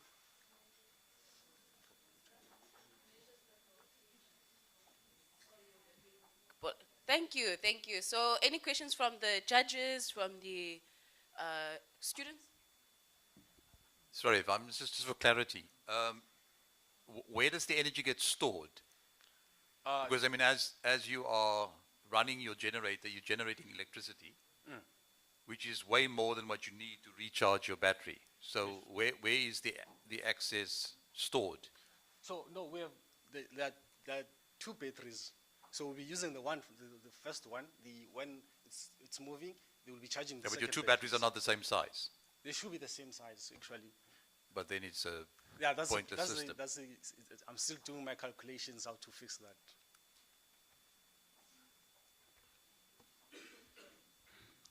Nice one, my man. Thank you.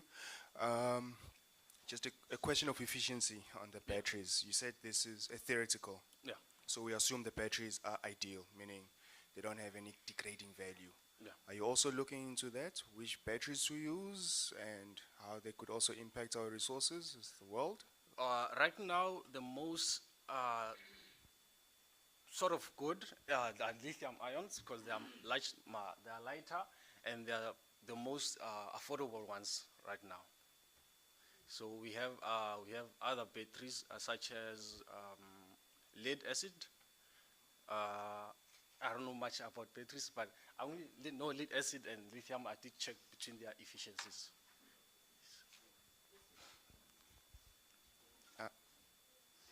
No, just follow up, and this will be it. The reason I should ask this is because, you see, for something to be, I would assume, by what you're defining with the project, it's perpetual, meaning whatever energy is used there is going to be moved into this, and it's going to keep on rotating like an ideal spring. Yeah. So unfortunately, our batteries, because of the type of materials, aren't at that point. And there's a huge study in the field of batteries in terms of chemicals and how to do the compositions so that we can at least get as much energy as we can when we're charging and releasing, and also increasing lifespan. Yes. So that was just out of interest. Did you also look into that as well as for the type of batteries? Because if a battery is 60% efficient, you'll probably run that system 100 times maybe before, yes, and then you would have to go buy a battery that is also being mined, which is being used by fossil fuels and all of that stuff. I did consider those things. Okay, also. cool. Thank you. Yes. All good? Yes.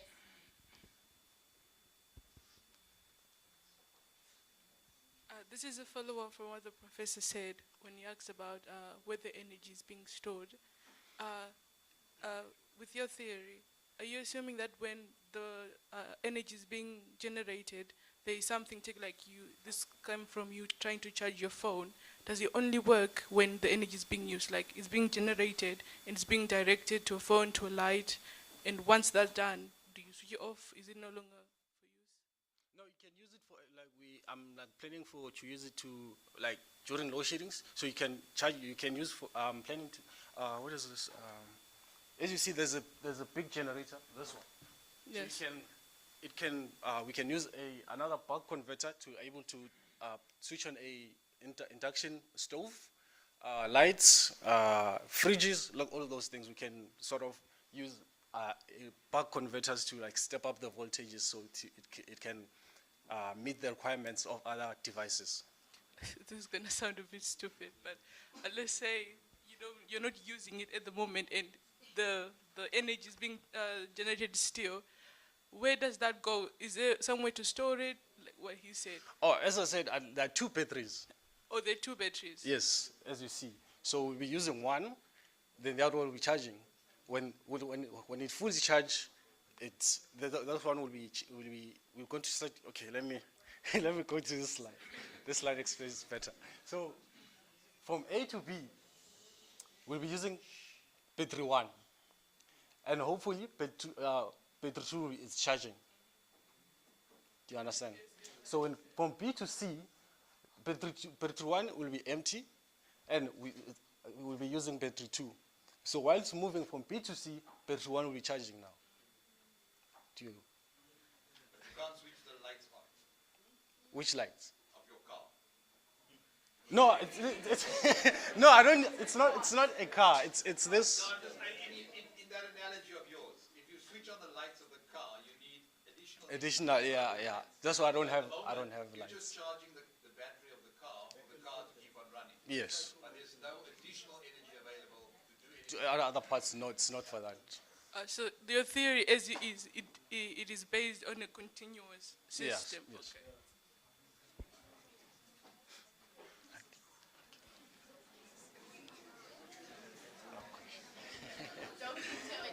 Now I'm waiting. To It has to be fast. If it's a straight, because I'm going to add gears to make it. I have to make it move slow, and make my generator move faster.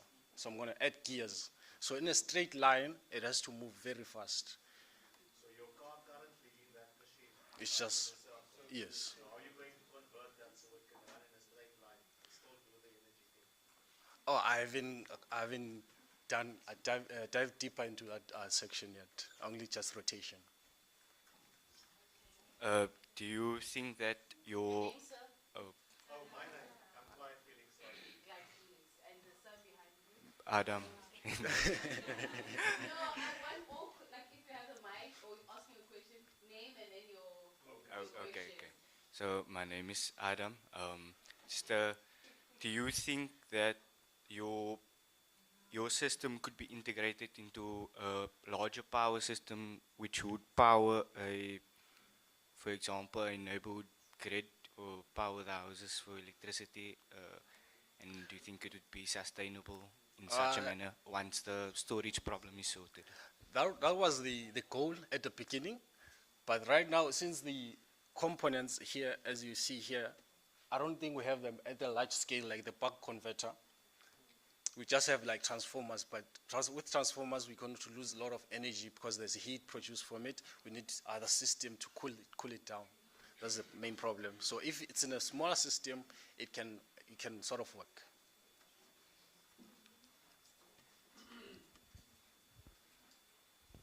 Thank you so much. I'm Alvin from UWC. I actually need to applaud you for your innovation. It is every idea, big ideas start with, or big accomplishments start with a very small idea.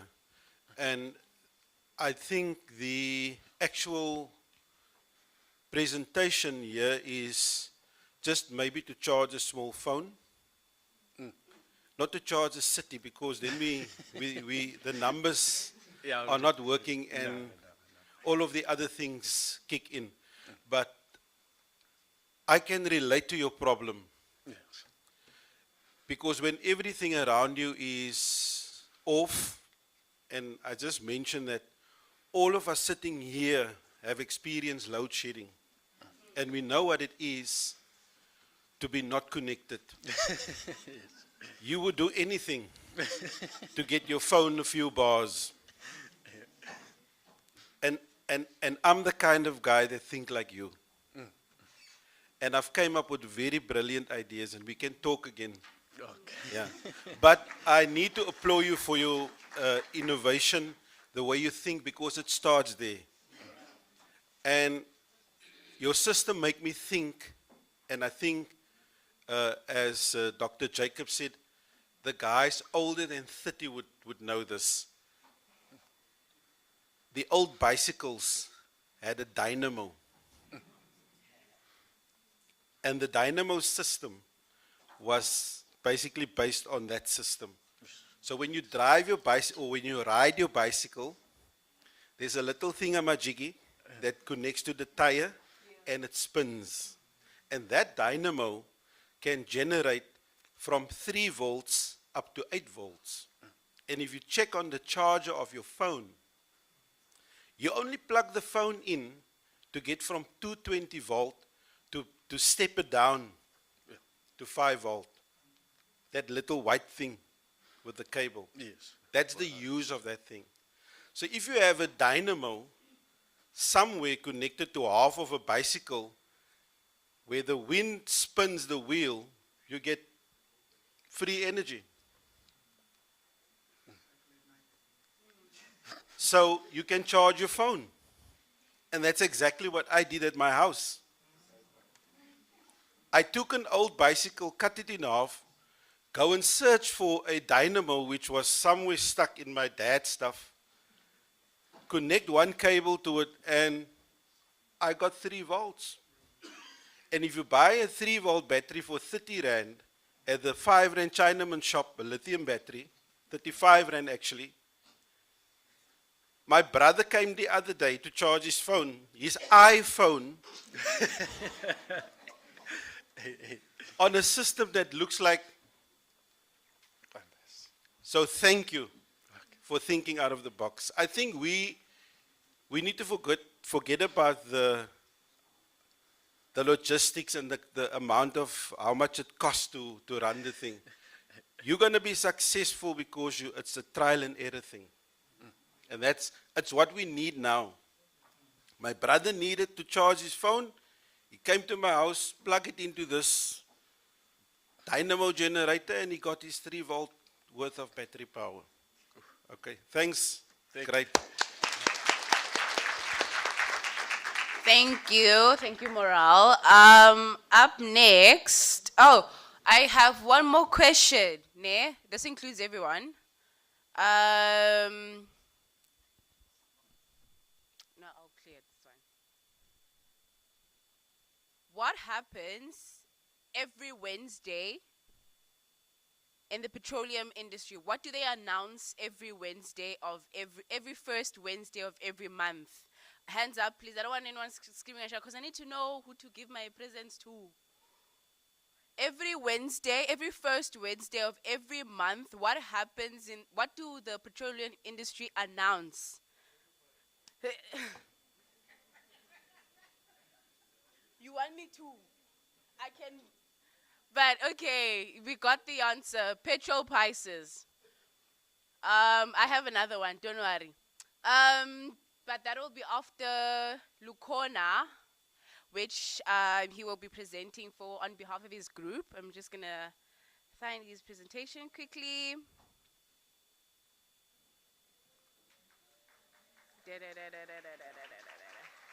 I just had it now. Yeah, there you go. And no, it presents. There we go.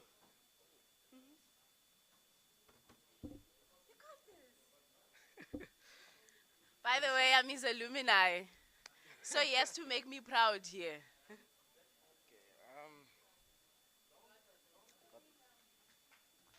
Hi guys, am I audible? Okay, so I would like to reintroduce myself. I am Lukanam Tandeki.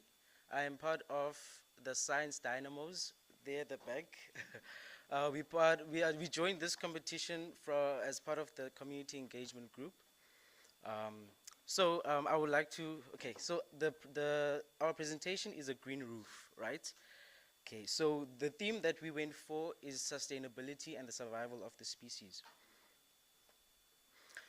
What is a green roof? So a green roof is basically a live vegetation that is either occupying the entire roof or partially. This and it's also the design of this project is a sustainable design because the green roof is innovative because of helping to mitigate, climate change. No, to help climate change, as well as other aspects such as water issues. So it is a multifunctional project because the roof, it's going to be a live vegetation on top of a building. And what that live vegetation does is it stores a lot of water, a lot of rainwater that is going to, most when it rains. So what happens with that water is there's a lot of layers, which I will display here. There's a lot of layers. As you can see, there's a vegetation layer, there's a growing medium, a filtering layer, a draining layer, as well as a rubber and a waterproofing membrane. So all of these are crucial because it's going to be on top of a building. So we don't want the inside of the building to have water going inside. Hence, we have the waterproofing membrane. And we also, so our project is, let me go to the slide. The benefits of our project is, there are three main benefits. It's environmental, economic, as well as social. The environmental aspect is that it will help to improve the biodiversity, as well as help animals to grow habitats. Because with climate change and everything, a lot of animal species are losing their homes. So this initiative is very crucial because it will help them to have a home. Economic is basically the lowering of energy costs, as well as increasing property values of the households or the companies that will have this green roof implemented to it. And another thing that it will help is the municipal infrastructure, because if when there's a storm, there's a lot of rain, right? So what happens is many households, there is the gutter, sometimes there's too much water, and then it will end up flooding around the household or the building. So what this green roof does is it absorbs a lot of water, and that water is going to be filtered and also reused by the vegetation that is alive on top of the building, and then only a small amount of water will be discarded through the gutter. So it's saving a lot of water damage that will be caused by the rain. And socially, it provides recreational spaces, because some of the companies or the buildings that we are aiming to implement this on is companies that will be able to have access to like the rooftop, whereby you can grow a vegetation like food, for example, and then you can also have access to take this food and use it for other uses. So the main challenges for this initiative is that it's quite costly because of all the the important aspects of it, such as the layers for filtering, as well as the maintaining, as well as also the vegetation, because the vegetation that must be on top of this is vegetation that must be first experimented on, so that it is ideal and safe for the environment to grow at such a large scale on top of a roof. And then another one is a structural consideration, because if it's going to be on top of a roof of a house, and there's going to be such stuff such as filters and a lot of layers, we must also understand that it might cause a lot of pressure onto the building. So then the building must be made according to the aspects of the green roof, because the layers of the green roof might be too heavy, which might cause problems.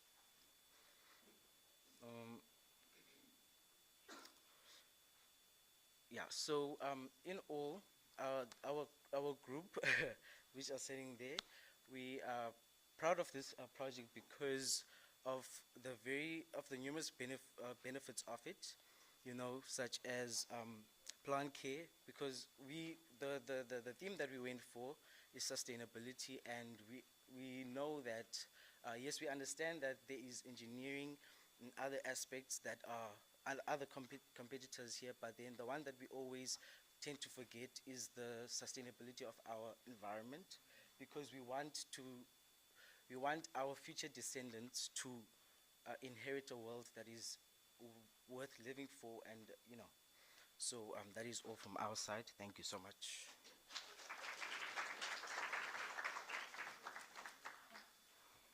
Questions? Yeah, there's one up there. If the members of the group can also come support and answer if he can't answer.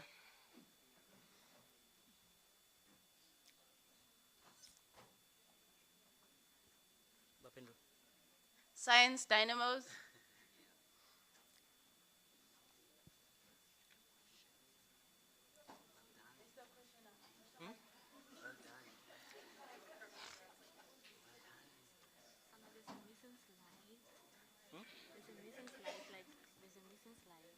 Really?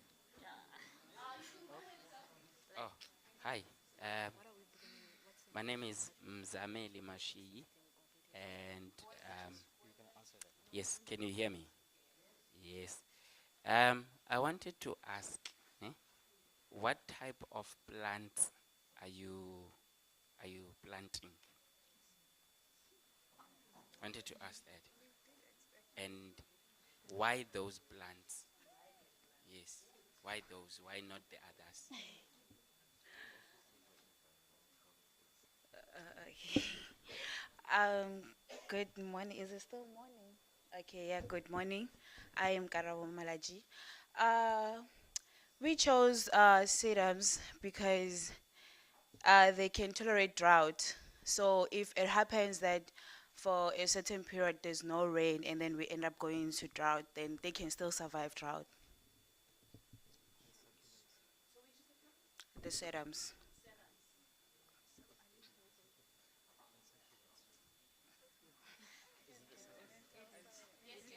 Okay. Next Morning, guys. I'm Rulani. So I got a couple of questions.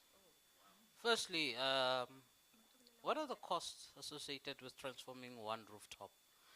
And I think the others I'll leave them for later. But the big one is, Cape Town weather is so unpredictable, eh?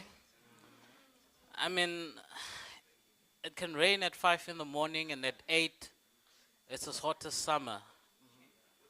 Like, have you guys actually considered the structural impacts of those buildings as well? Because, I mean, this is Cape Town.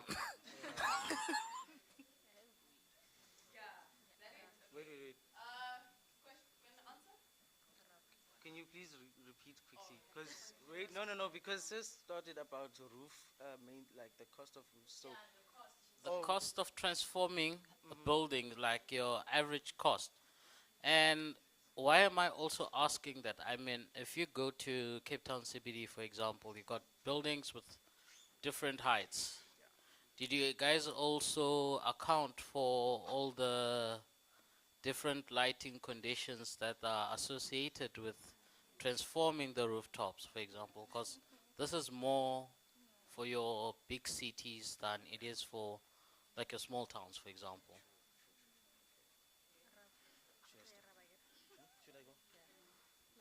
So I'll try my best to answer that. So we understand that the project is more focused on advanced cities. With relation to Cape Town, what I think we could bring, okay, yeah. So we understand that a lot of roofs, or there's a variety of heights of the buildings, right? So not all, we don't want all of these companies or buildings to converge to this, but we also want them to understand that in terms of cost, the benefits that they will reap from all of the from converting to a green roof will be much more compared to just a loss of money. Because if you think about it, recently with the storm that was here in Cape Town recently, a lot of companies, including this building, was flooded. A green roof could have prevented such things because of the amount of water that was because of the amount of rain that was that we had, you know. So a lot of, and SARETEC is just one of the examples. There were numerous buildings and companies that had to close because of such issues. So, and then think about all of the money, the amount of money that they have to spend on getting all of that water out, on cleaning up. Does that answer your question? So, no, like, what I'm saying is, I don't have an exact estimate.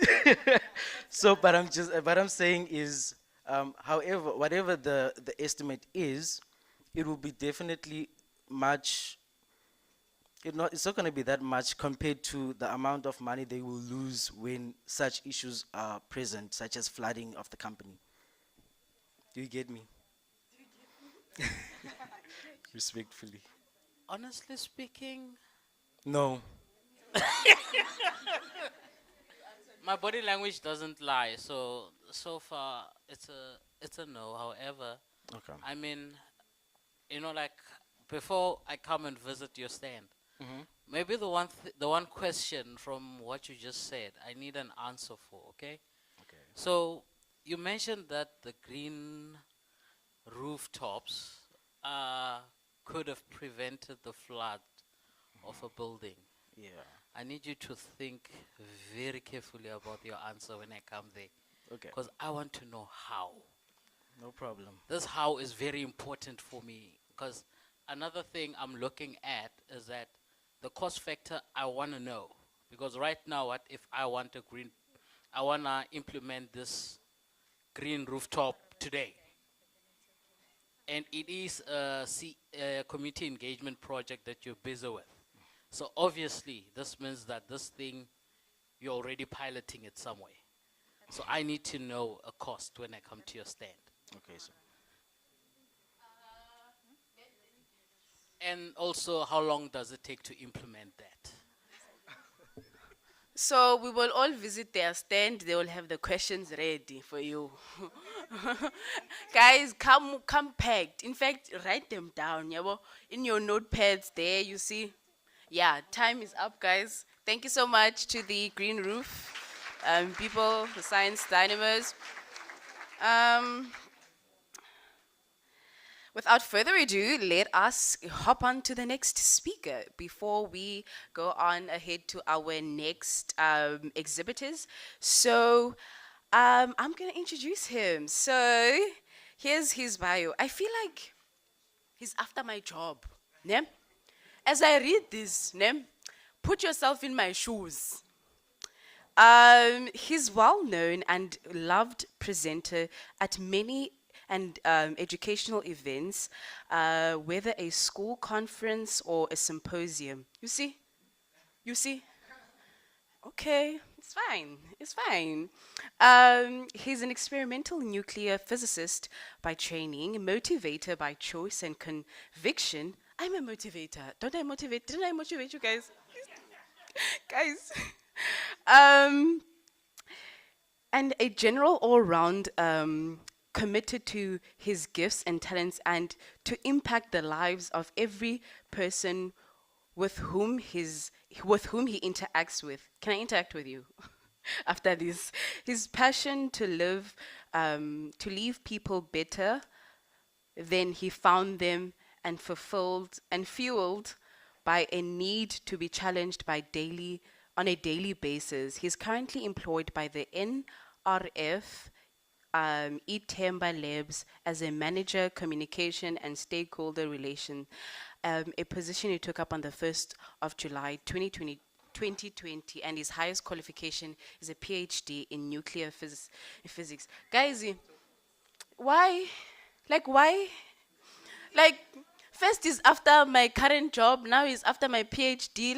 Guys, can we come together but yeah. Without further ado, let us give a round of applause for Dr. Aginas.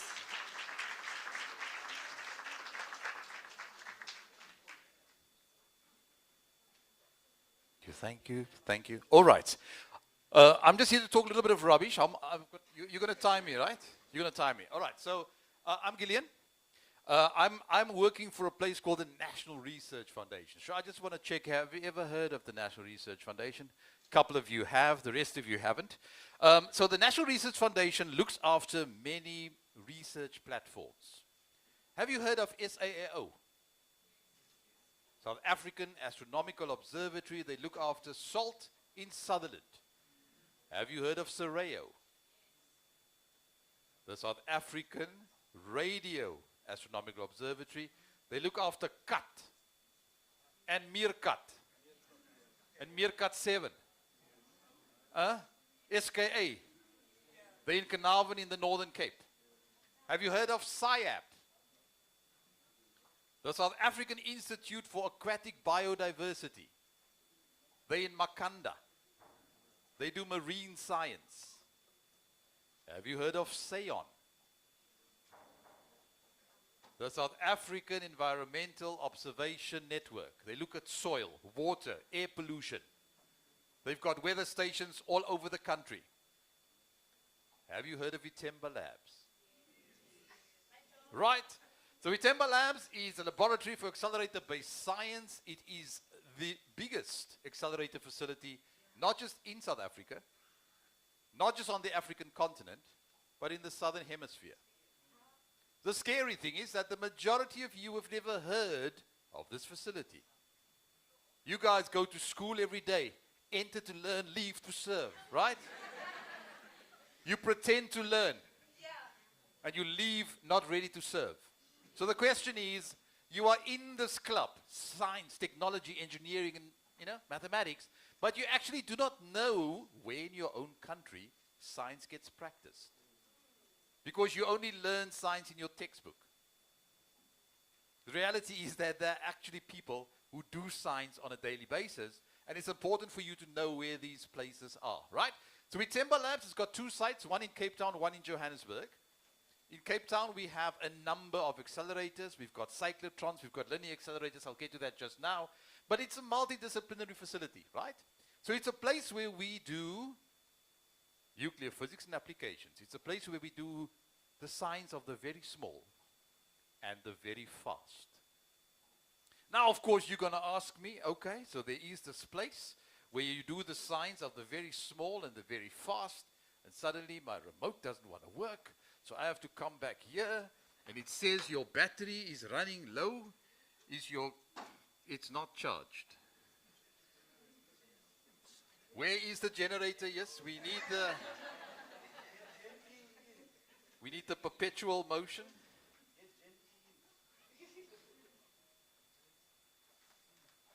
All right, so we're just going to plug in quickly. This goes on.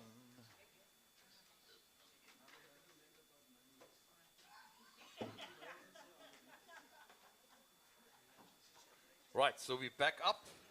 Okay. So now, of course, when I say we work at the place where we do the science of the very small, the very fast, you're going to ask me how small is small. Right? So how small is small, my dear? A grain of? Is that small? No. Nano. Nano. Yeah. What is nano? It's the smallest metric system measurement.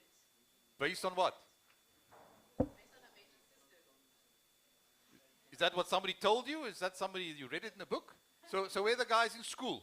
How small is small? Let me ask you a specific question. How small is a proton? Very small. So very small is a little bit smaller than small. But it is not as small as very, very, very small. So how small is very small? Now you're going to say it's the smallest thing I can see. Then I'm going to ask you, so how small can you see? Very small, but how small is very small? You guys have heard of the electromagnetic spectrum. You talk about red, orange, yellow, blue, indigo, and violet. What is that range in wavelength that you can see? So that you can stop saying, that is the smallest thing I can see. But actually, you've got no idea what you mean. You go home and you say, oh, mommy, today we heard about atoms. What are these things? Don't worry, mommy, you can't see them. Right, so let me quickly give you a sense of how small is small. If I take a meter and I cut it up into 1,000 pieces and I take out one, how big is that? What is a thousandth of a meter?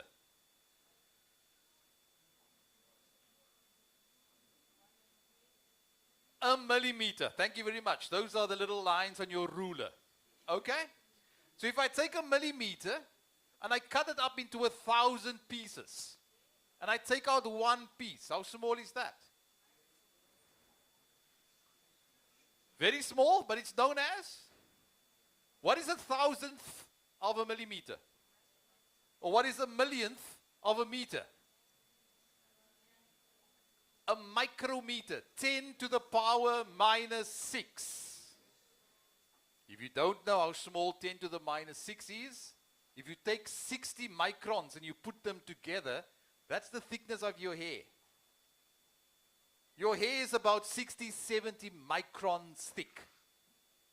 I can still see it, so this is not very small. Right? I take a micrometer and I cut it up into 1,000 pieces. I take out one piece. Now I'm at 1,000th of a micrometer. Micro was 10 to the minus 6. Where am I now?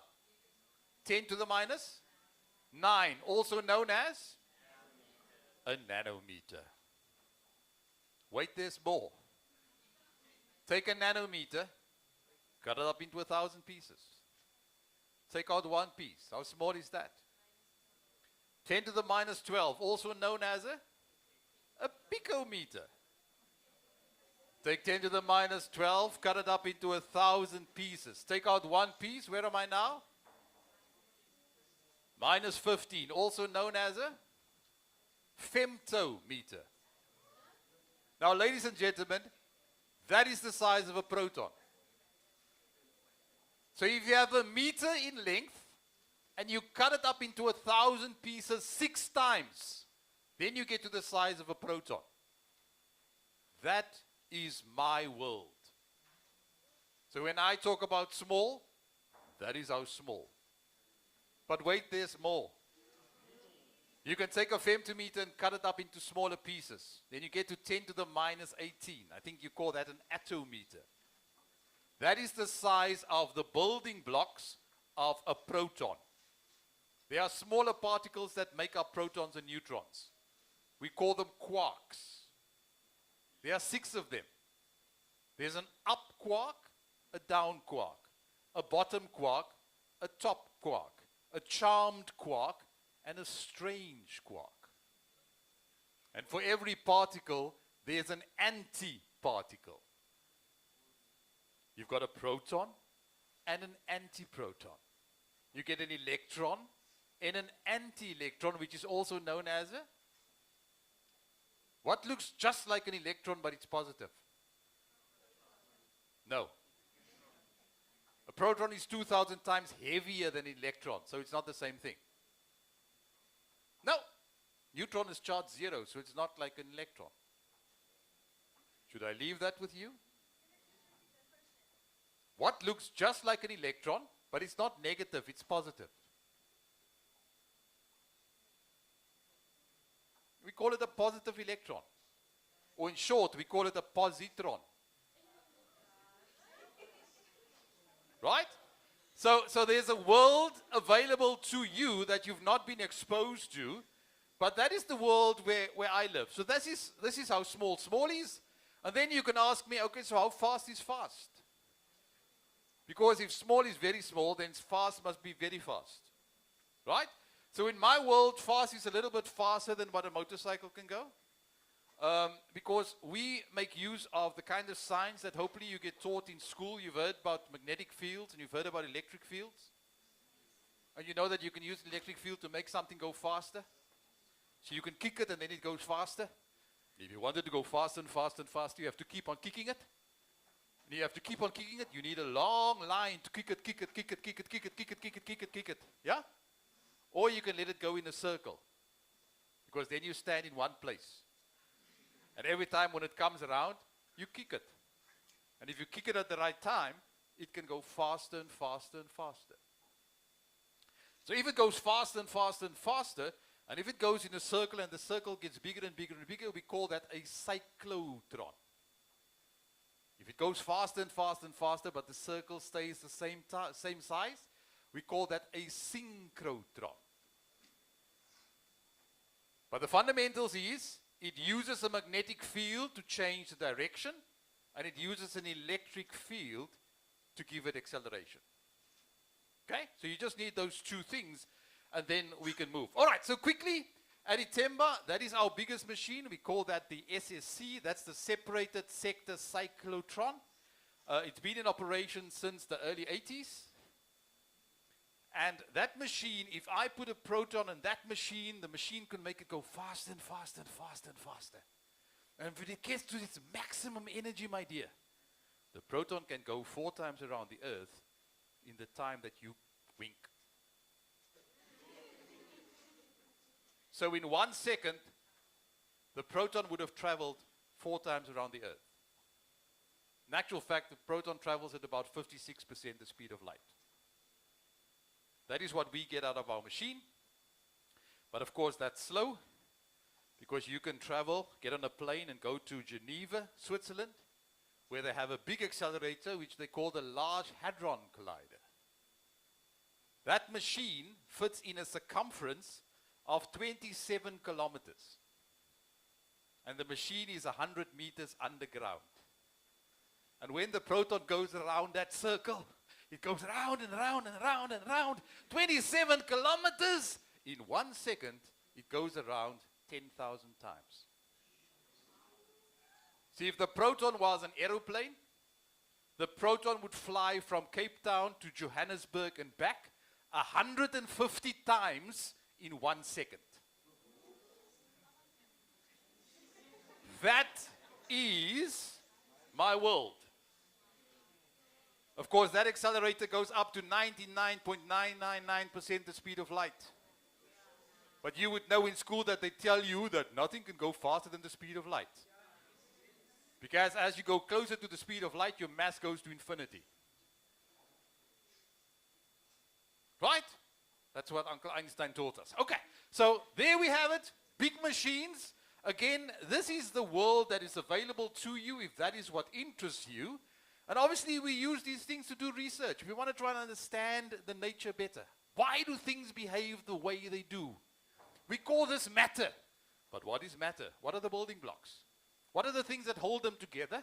And how do we understand it at a fundamental level?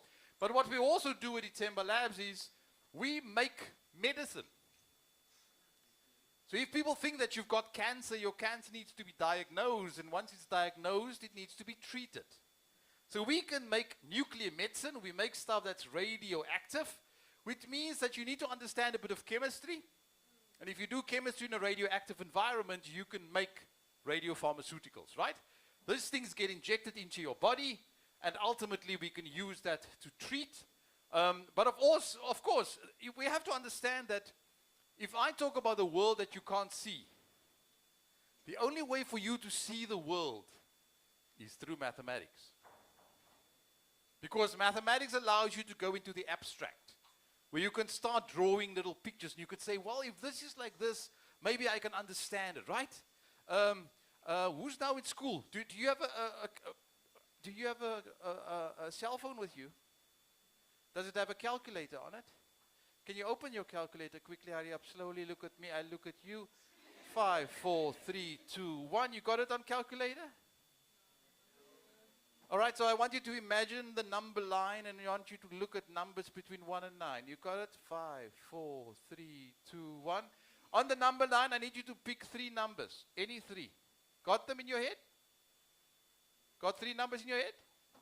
Are you still switching on your phone? Ooh, didn't have airtime, no? Is your phone on? Calculator on? Okay, can you imagine 3 numbers? Can you think of 3 numbers? I want you to enter those numbers in your calculator from big to small. So first the big number, then the small number. So if it's like 864, you put in 864. Got it? Now hit minus.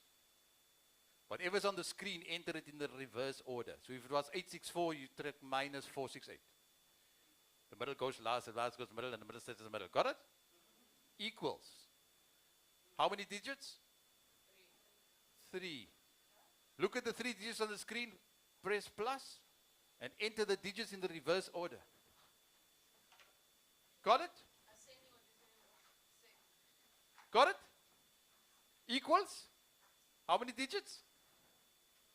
4. Are you looking at them? Just keep on looking at them. They're funny, ne? They're funny digits, ne? They're funny because if you take the first one and the last one, if you add it together, you get the third one. And if you take the third one, you subtract the last one and the first one, your answer is the second one, ne? Yes.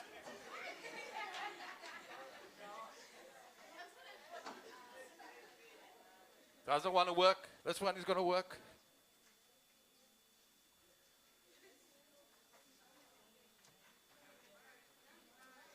Am I right, ne? You're right, ne?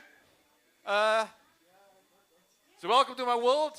The world, if things make sense, mathematics helps you to make sense. And the rest of you will think the whole day, the whole night, and try and figure out, why the hell did I know that the answer would be...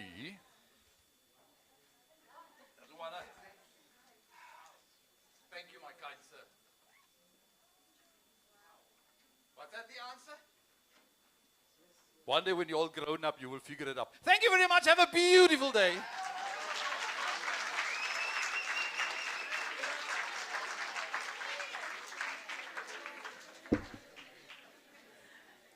Yo.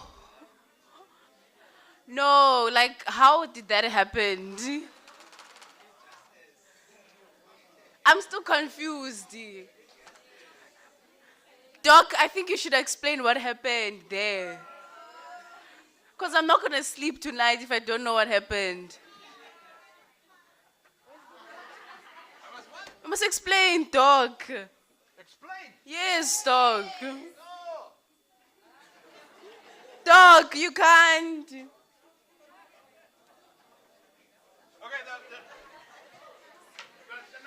fine. The mathematics says it doesn't matter what you start off with, your answer's always the same. So if I take any 3 digits, I don't know, 7, 8, 9. what? 7, 8, 9. Okay, I'm going to write it 8, 7, what? 7, 8, 9? Yeah. So I'm going to write it 9, 8, 7, right? Yeah. Then I take reverse order, 7, 8, 9. Yeah. I subtract, so I can't take 9 away from 12 to steal, that's 8, 7, 9. So what? Is that right? Yeah, yeah. Then I reverse it. If I add it, it gets me 9, 18, 10.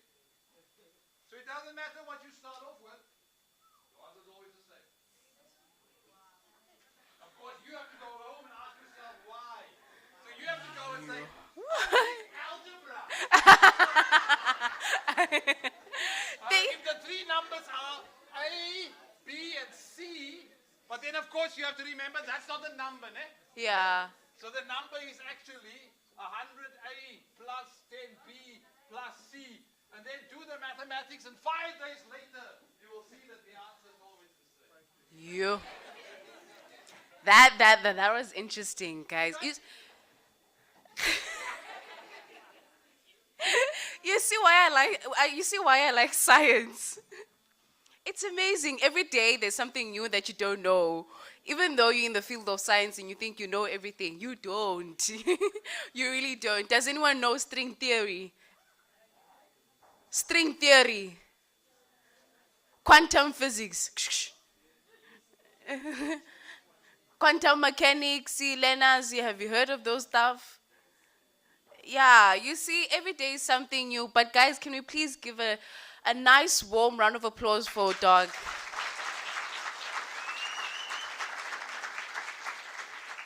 Yes.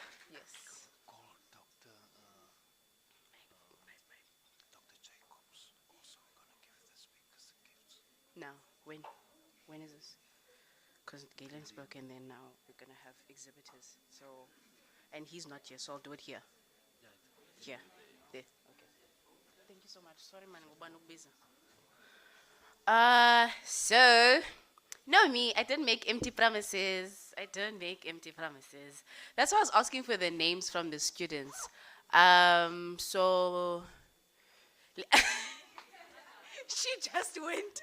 She was like, that's me. Yes, it's you. And the gentleman there.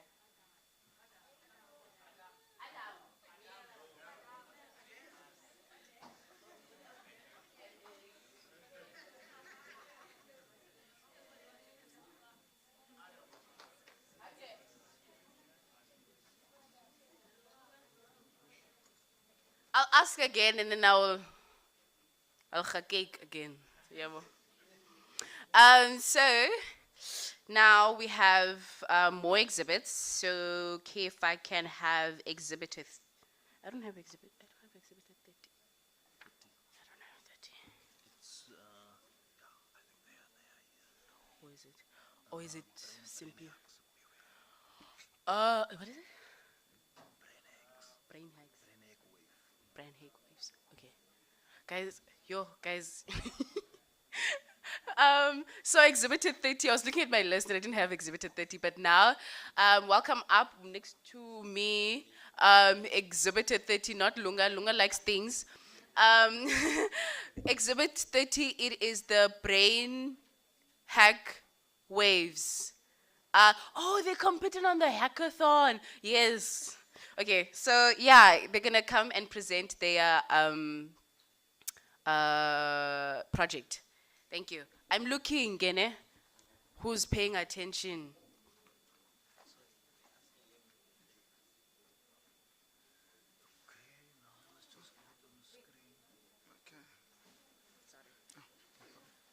So I hear that some of you have questions for Doc. We can have those questions, just jot them down. I'll have a slot, 5-minute slot. Ne? Doc, is that okay? Dr. Adrena? Okay, Aaron sir, is that okay? Would you like questions? They have questions for you, but I'll allocate 5 minutes. Just okay. Okay,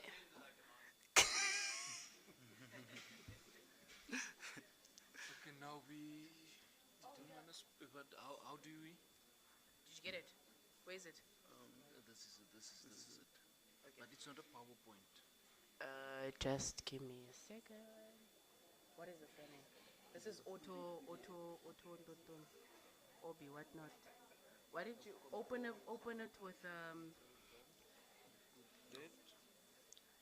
give it time. Put it in and out the HDMI. How did you send it to Doc? They sent it via WhatsApp. Can you send it to me via WhatsApp and then I'll put mine? Okay. My major number. This is transport. Why is it 93551? Why is it doing this?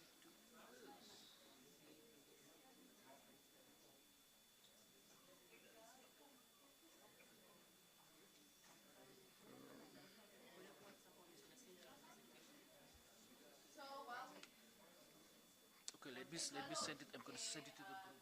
Then you can get it from the group. You're sending it.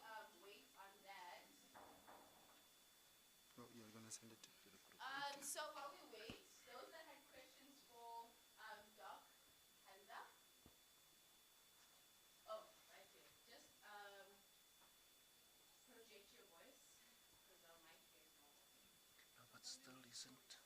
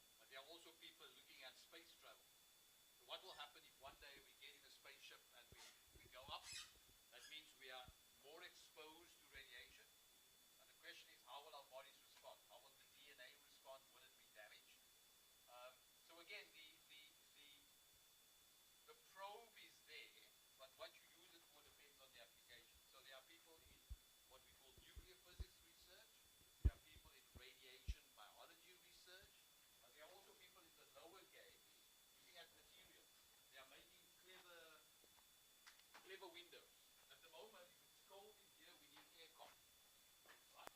So what if you had a window that is clever enough to decide when it allows heat to come in and when it allows heat not to come in?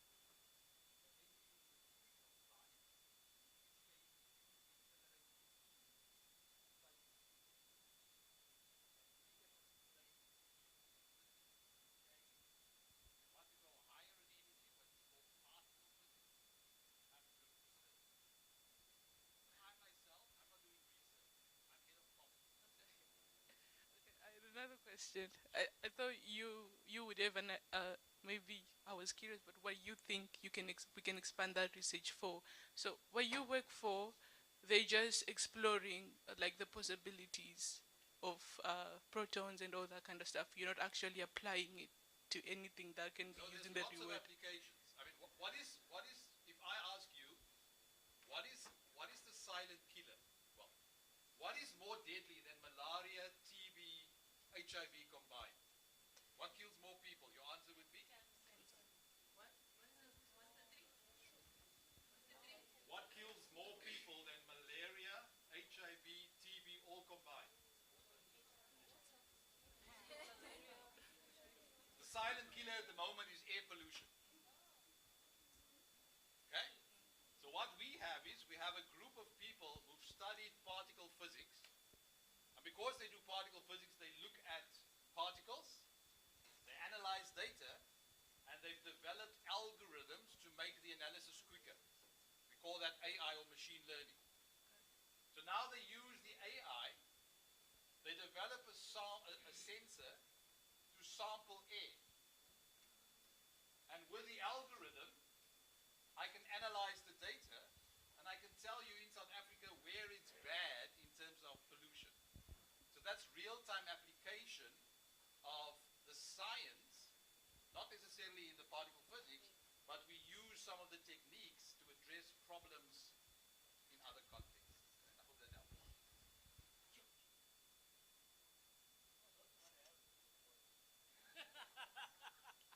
Just yeah. Doc, just a question, cause I watch a lot of anime. Yes, I'm an engineer, but I watch anime. So a question that I heard, and I need an answer. What travels faster, light or darkness? Because obviously, where there's light, there should be darkness first. So, which one is faster, Doc?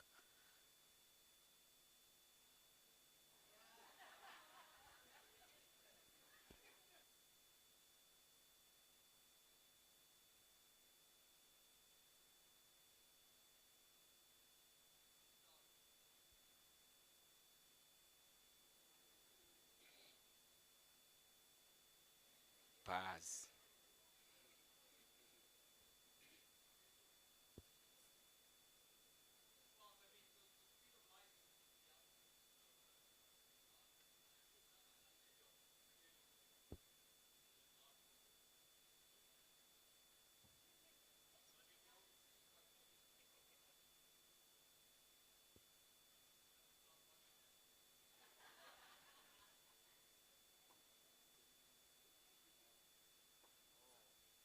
Prof, one last one.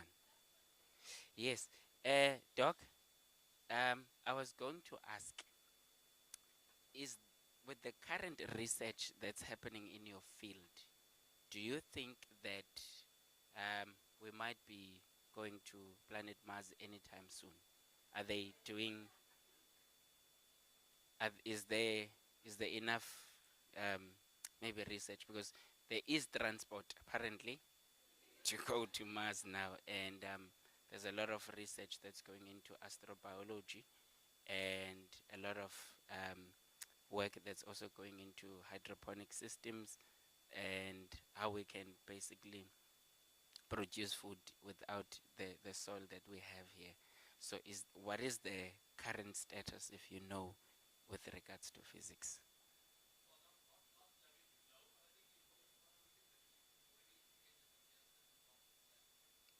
Yes.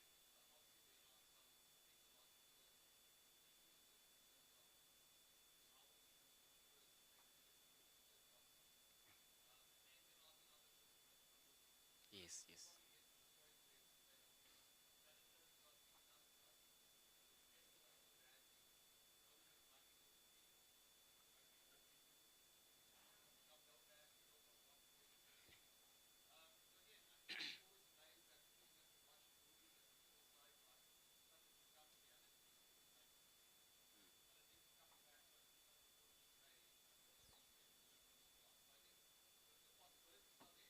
Yes. Your bone densities.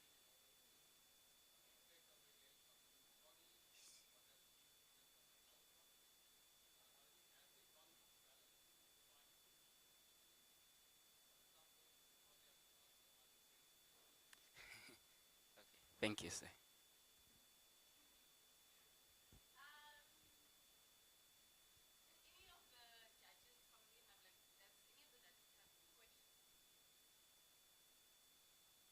Does any of the judges or lecturers in the house have questions for the students slash learners here?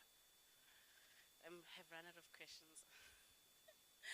I'm looking up to you now. I feel like you have a question. Please don't put me in the spotlight. Um, one of the key questions that I'd like to ask, especially the learners. Um, okay, I'm gonna be biased engineering. So one of the key things, except for the popular engineering fields, which are usually electrical, mechanical, and civil. Those are your big three. Have you guys actually considered other forms of engineering? Because every time, everybody want to do the big three because of the history that comes with the big three. We're going into artificial intelligence and all this other stuff that's there. But have you guys actually thought about how do you prepare yourself for the future where some of these disciplines are going to decrease in demand and other engineering fields are going to actually start taking over? Computer engineering is one of the big things that are taking a lot of space at the moment with cybersecurity. You're in a hackathon, so you know what I'm talking about, right? You got mechatronics engineering, which mostly has to do with robotics. It's a mixture of mechanical and electrical engineering. For example, chemical engineering is taking a big thing, as well as bioengineering. So, are you guys actually thinking about the future, or are you always gonna be stuck in the traditional things? So, when you make your choice for your next institution, you need to take that into consideration. But the choice is yours. So are you thinking about that? That's my question. Are you thinking about the other engineerings, or are you only stuck with the old stuff? Thank you. We all heard the question, eh? Lenas, we heard the question, eh? I see you, Mr. Adams. I see you. So, learners, I want a hands up before I choose my volunteer. Yeah, to answer the question. We all heard the question, right? Or should I reiterate the question?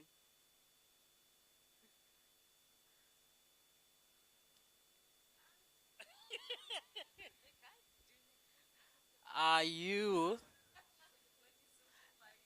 okay? Except for the big three engineering fields, have you considered a future in the other engineering fields that are there? So we are excluding electrical, mechanical, and civil engineering. We heard that, ne?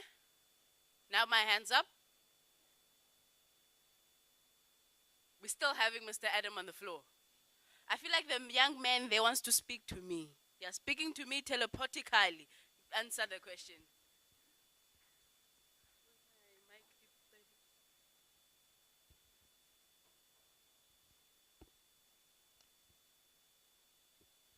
Greetings, everyone. My name is Ishmael, and my surname is Chabvuta. So, when it comes to engineering, I have decided to go with computer engineering because, as we can see, artificial intelligence it is taking, it is being established as a main part of our lives. For example, I'm a big fan of Elon Musk. So I've seen that Elon Musk has invested in OpenAI, which generated ChatGPT. So for the future, for future learners, I would say choose the computer science industry, because in the near future, where some careers are not going to be available, because I'm gonna, if personally, if for example, electrical engineering, for example, I have a company, and then it has electrical problems. I'm not going to have a need to go and call an electrical engineer. I would just call I would just go on my phone and search how to fix this problem. So whenever you're choosing, rather choose something that is in demand. And then, thank you.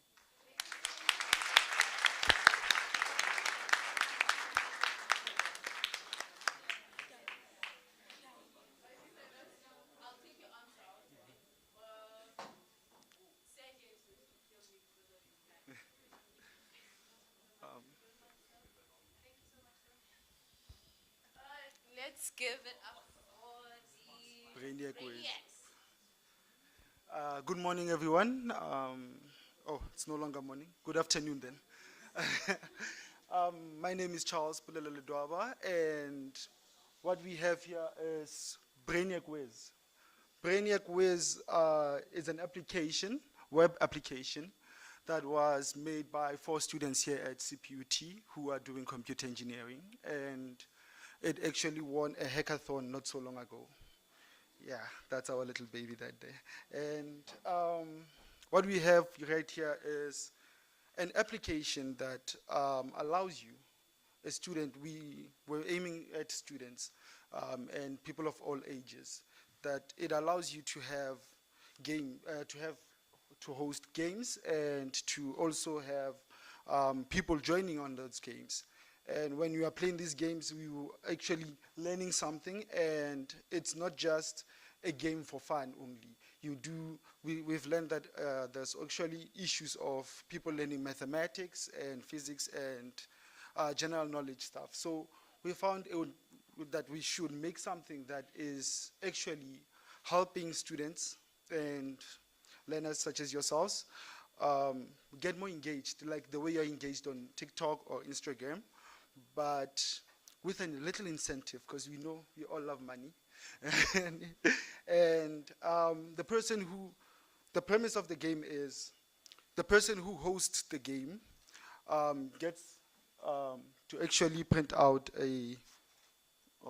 sorry about that, actually gets to print out a game pin that can be joined by anyone, any number of people. And the host is also able to place in bitcoins or silo coins, as well as an NFT, which is new technologies. And this app also works on blockchain, which is something I'm sure most of you have heard about, and also utilizes AI for questions.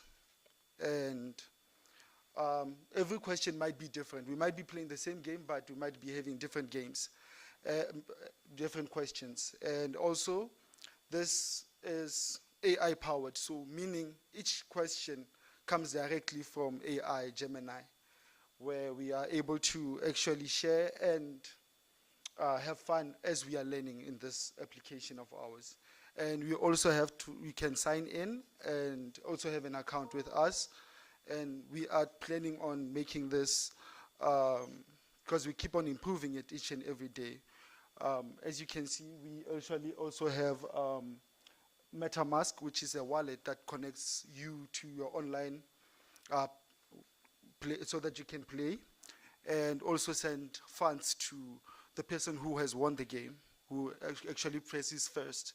So if we have if we had the technologies, laptops in here, I would say we can actually give it a go, but I'm only told I have only 5 minutes. So yeah, that is Brainiac Ways. And any questions? 2 questions. Yes.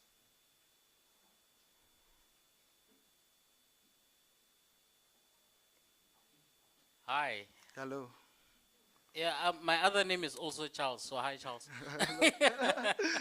Okay, so it's 3 questions, but I'll keep them sweet and short. Okay. First one, how reliable are your answers?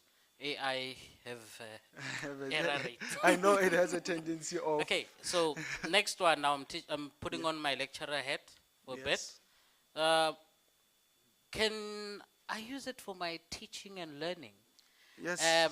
Because I also want maybe other categories to be available, but we can talk that offline. Yeah. And then, because of the reliability, I'm also asking the accuracy of these answers. Because this AI, too many errors are developed by this thing. So I understand that.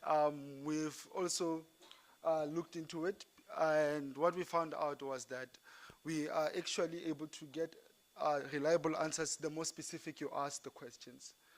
And within our program, it's embedded in there that we ask specific questions, hence why we have different categories. And they are highly reliable from our tests, of course, yeah. And we've also hosted it here on campus as well. And yes, from that we went in for some testing and then to see how reliable it is, and it was highly reliable. And we just keep on adding more stuff to it. So definitely new topics, we can do that as well. Yes. And your first question was again? Sorry. Yes, yes, you can add it into education. Thank you. You can add it into education. That's the main focus of this game as well, that we trying to incorporate fun into education rather than just leading a boring PDF file. Any other questions? How did you get to the name Brainek was? And the second question is, yes, how Africanized is the system? Does it cater for continent specific? Because AI is basically European centric. Does this game or app cater for the local child that are from the farm, rural area? I'm thinking about the field that I'm studying, indigenous knowledge systems, because yes, there's such a lot in indigenous knowledge that we haven't unearthed yet for the past 400 years. So you can go on your phone now and you can ask AI to give you a picture of a male person that are a graduate, and what you will be getting is a white female or male. So that's the concern. I'm just giving you an example. I'm not. Yeah. It's not a racist statement. No, I understand. If you ask AI to give you a picture of a graduate which is male, it will bring up a graduate which is of European descent, not an African child. That's my concern. With our application, so far all we need is a laptop and a good connection. And as far as the African child who stay in the villages and whatnot, what we have here is basically not pictures but questions. So, like, we do know that with AI, pictures are not really, it's not really that accurate when it comes to pictures, but when it comes to words, it's easier to actually get a good output and also get some actual answers that are relevant to what is being asked. Yeah. Yes. So the line of thinking is, yes, if the child in the village asks the game, what is Kumboti? What is, sorry? Kumboti. Oh, Kumboti. In my nature, will the system give like Saka was asking of Saka, will it give an accurate interpretation, because that knowledge will be taken as superior knowledge because it comes from an African. Yeah. With the thing is, with our application, with our web application, we do not necessarily have the participants ask questions. It's more of you have a question and a set of answers, and you choose one. And that's how you move on and actually get points in the game as well. We've already pre-programmed, yes. Right, thank you. That was interesting. Thank you. We have 30. So that was exhibit 13, eh? We have 2 more, but they would have to be extremely quick because they are late, number 1. Number 2, you are eating into people's time to eat. So co-creation come up, that is exhibit 32. Co-creation. Co-creation. Going once, going twice, sold. Speech recognition. That is exhibit 33, speech recognition. Okay, going once, going twice, going twice. I'm kidding, he's coming up. And our systems here are not working, so if our audience please visualize as he speaks. Yeah, visualize. You're gonna have to speak. So it's not working when it's me. Unfortunately. Did you send it yes, to? I sent it. It must be somewhere here. Ayikwazi ungasebenzi xa indini kaloku. Yes. Do you have it on WhatsApp? I even have a stick. You have a stick? No. Send it to me on WhatsApp now. Oh yeah. Yes, that's much easier because now I can put it here.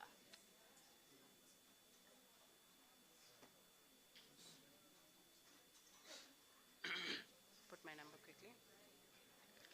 As we wait for Mr. Mashi, as he sends his presentation, because he does not want me to be biased, although he's late. You got it? Not that one. Yeah. Send it. Can we please yeah?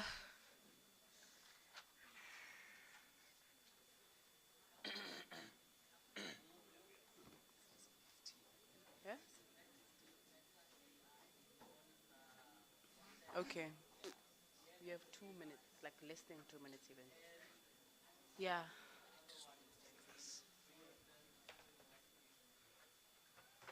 Less than 2 minutes. I'm being serious, eh? What's the time now? So 37. You must be done.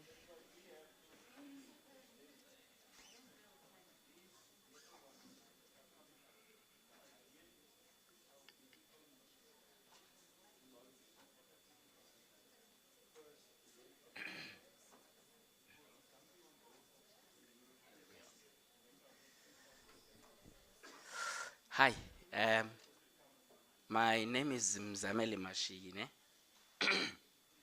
So I'm working on an AI. Her name is Jesco, and she's just a special recognition system. What she does is that you speak, and then the voice is going to be converted into ones and zeros. It's going to be digitized basically. And then it will go inside the computer will understand what you're trying to say, and then it will go look for whatever you want online, right? Yes, that's the idea. Then after this, currently it's able to look for things online, but after that I want to add a GPT algorithm after that, and then a GPT algorithm would be your chat GPT and all these other things. Then from there, I'm gonna take her offline so that she's able to answer questions without the need for the internet. From there, I'm going to build an app, and then we're gonna test the app. From there, I'm gonna be looking for funding from angel investors. Maybe some of you will invest into the startup. From there, I'm going to look for a team people that are smarter than me, and then we'll send it to production, maybe AWS, GCP, or Azure. But what does that mean? That means that it's going to be available on our phones so that you can even check, you can look for information on your phone. You will download it and look for information on your phone without the internet. Why did I do this? I did this because I come from the Eastern Cape, from the villages. There was no internet, there were no libraries, and the uncles couldn't even help us with the homework. So I had the privilege to come to Cape Town to finish school. But when I go back home, I see guys that were even smarter than me. They never made it. They became victims of the fallacies and flaws of our education system. So now I want to give back, basically, because I'm grateful for being able to come to university and then seeing other people that couldn't make it, yet they were smarter than me. It breaks my heart. And then, yes. So very soon you are going to see Ujesko online, and as we're going to be going up, you're going to interact with her. She speaks, her nickname is Mamjwag.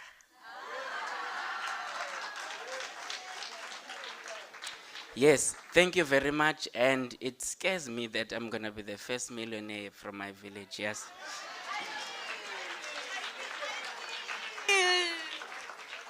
I see you. And Yes. Klo Village, you built the library and you built that computer lab that you didn't Yes, have. That's how you give yes, back to the yes. society. But questions from the judges, okay, Tori. Please, One anyone. question. One question. Yeah. You. Hi guys. No, Mnika, My name is Angel Sihle. You can call me whichever one you want. Hi, Sihle. My question is, Ujeskone, Yes. do you have to ask questions in English only, or does it also qualify for different languages? Very good. Yabona, for now, she speaks English, ne? But then I'm going to be working on getting her to be able to speak other languages. First, our South African languages, ne? And then from there, I'm going to take her to be able to speak the languages that are popular here in the continent, like your Lingala, your Swahili, and all these languages. Then we'll take her globally to speak Mandarin, Russian, and all that. And this is why I'm going to need a team of others that are smarter than me, because there are guys that I know that are very smart that I went to school with. And yeah, if this is airing online, there's a guy, Moses Matema, Alex Mashiane, those guys, I'm going to be looking for them. Okay, just a quick one.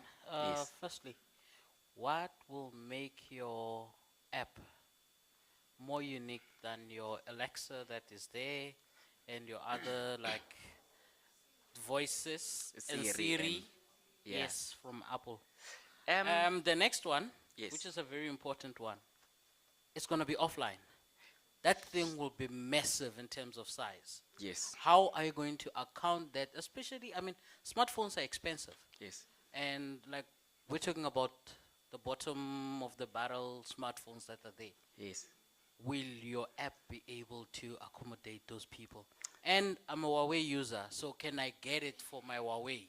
Because I don't use Android. Yeah, it's coming on Harmony as well, on the Harmony Apple's OS. only, I was told.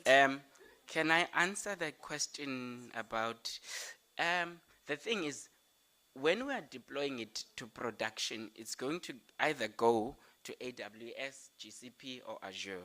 So those are going to carry the latency. Those are going to carry everything else. This is just going to be the UI. The phone is just going to be the UI. Otherwise, the computation and everything is going to be done on the cloud.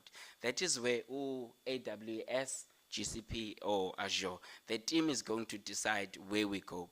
I personally prefer AWS, but Amajita will decide. Can you give him a round of applause? Yeah, Mam Chwacha, yeah. Mam Chwacha, can you show me a recipe of mkomboti? Can we please have exhibit 15? That is your East Spring Roadway, and that is our last exhibitor speaking. And then we're going to go to vote of thanks and gift giving. 15, exhibitor 15. Going once, going twice, going twice, going twice.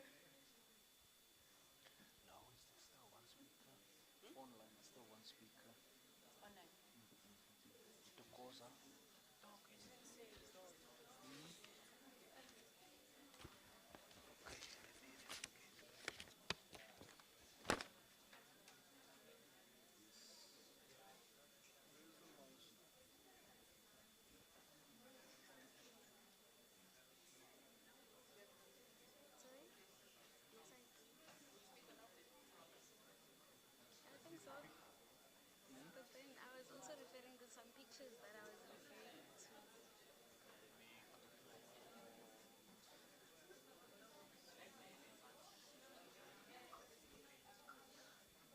So, trivia time. Trivia time. I'm gonna go to the judges again to have questions. I feel like there's some connection there. We connected. You have a question for one of our learners, for the learners at large or students? Any question? Okay. Must it be STEM related? Okay.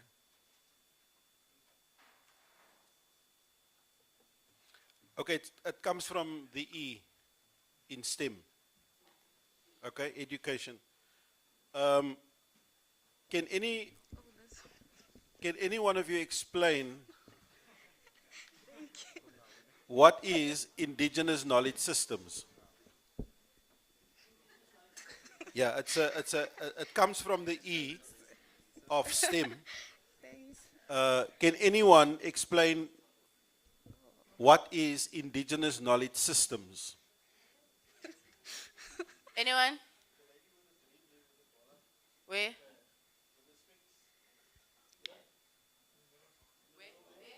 Oh, you know?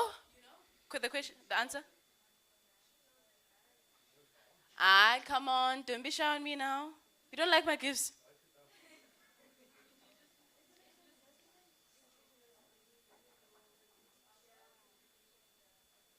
But what was the other part of the question? Yeah. So what is the indigenous systems in? Indigenous knowledge systems. What was it?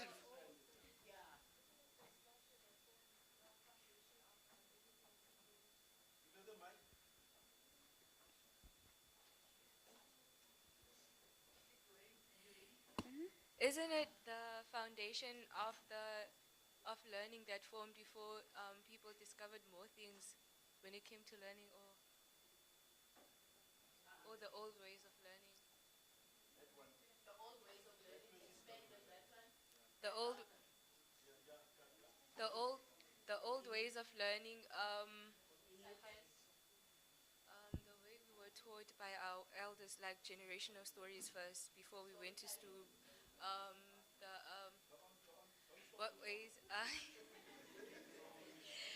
when you say when you're playing with other people, right, and then they teach you what they were taught back at home. What else? Like, yes, like interacting with people from different cultures. You teach them your culture, and then they teach you about their tribe that they come from, something like that.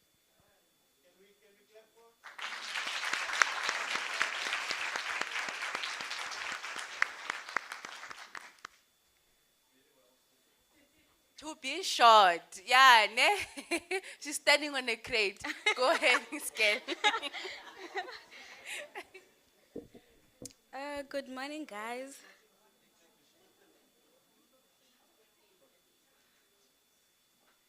Good morning, guys. My name is Katleho, and today I will be presenting my project, which is called Electro Spring Roadway. So the project focuses on enhancing kinetic energy from moving vehicles to generate electricity, utilizing utilizing Faraday's law of electromagnetic induction. The aim of the project is to use the motion of vehicles to turn them into, to convert taking electricity. Oh, sorry.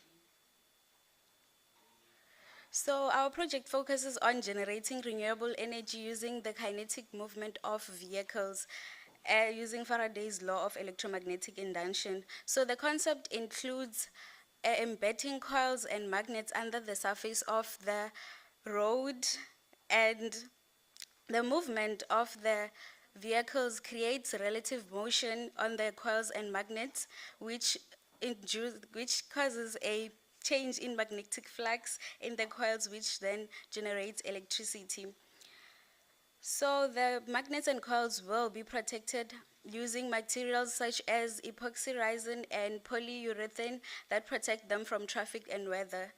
So in conclusion, the project will provide a new renewable energy source that will not only utilize the existing infrastructure but also reduce carbon input in the world and also generate a lot of electricity, and also it may impact in reducing the electricity tariffs that we are experiencing in South Africa.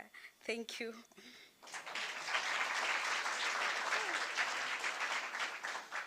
Question one. I can only take two. So if your question, you know how to structure your question, what you want, straightforward, simple question, ne? It can be difficult but simple at the same time, ne? So, 2 hands up. So I have to take one from that panel and I have to take one from there. So the hands can go up now.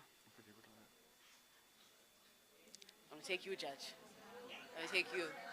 Nigel? Who? Oh.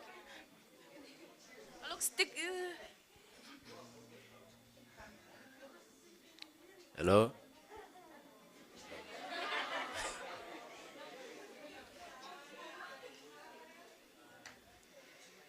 So my question is like, what are the benefits of the renewable energy to the society? For the what?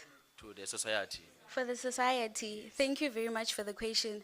So basically sorry, you said what? The benefits. So the benefits is that it's gonna reduce it's gonna reduce our reliability on non-renewable sources. So meaning where we can generate electricity consistently and sustainably without endangering the environment and overusing fossil fuels and everything. And also the road can generate electricity to the area that is around, meaning that load shedding could stop.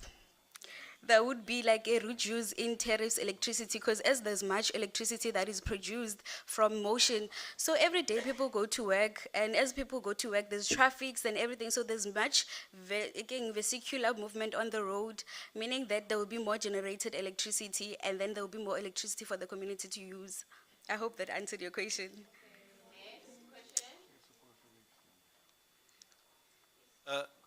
It's not actually a question, it's a accolade. It's a nice project. I think you can go quite far with it. But just a few things to notice that in Cape Town there's a lot of traffic jams, specifically on our major roads. There's only 2 major roads leading into the city, which is the N1 and the N2, and you can hear on the traffic reports how congested those roads are. Do your vehicles, or does the vehicle or the traffic need to move at a certain speed to activate the coil, so the coil can have that magnetic transfer of energy, or does it need to be just the weight of the car and then move forward and then the coil springs up? How would have you thought about it? Because road users like myself, a skoro with bad socks and tires, could lead to road accidents if that coil jumps too deep and the surface, the approaching surface is a bit higher. You know what I'm saying? So will the road be smoothened? Will it be like a hula hoop type of, you know what, coil? That's my question. Okay, thank you for the question also. To answer your question, the surface of the road, the driver won't have much exposure of what's underneath the surface, so driving won't be a problem, but the weight of the cars also implement on creating a more magnetic field disturbance, which will change the magnetic flux and inducing more electricity that is generated. So as there's more cars on the road, more electricity is induced, but also the speed of the cars also take into account. The faster the cars move, the more magnetic field is disturbed, and also the more electricity is produced. So I hope that answers. Okay. Them there in the exhibitions there. You grill them seriously there. It's a serious competition there. They're competing there, Doc.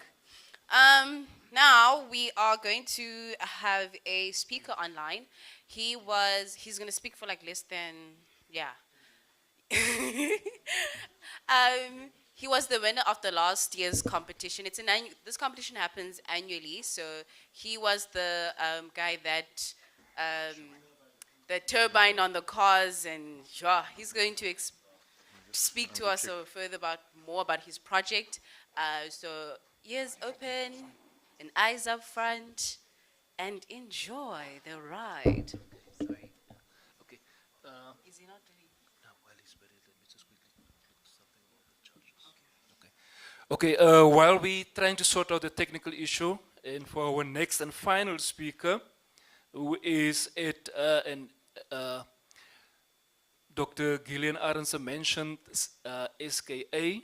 He's currently doing his internship there, and so we're waiting for him just to sort out the technical issue here. I just quickly want to get the attention of the judges. I hope they've been doing the initial scoring, pre-scoring before they go upstairs to score the written work and the prototypes. That's upstairs.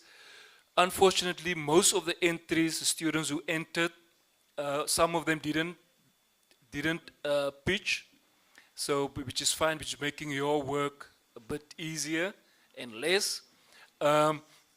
So we will just meet after we've done here with the formalities, the judges, so that we quickly discuss the way forward in terms of what exactly you're supposed to do, and then also when are we going to reconvene to reach consensus in terms of the results. So, but in the meantime, you can do the initial scoring and also enter your results on the shared Google document. Okay, and then I think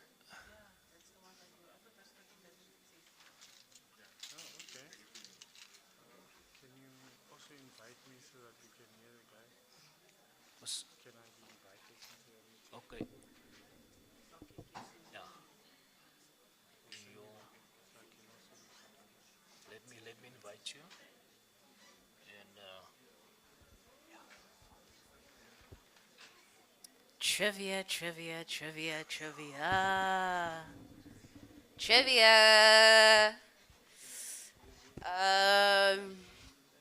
Doc, you have a question for the learners?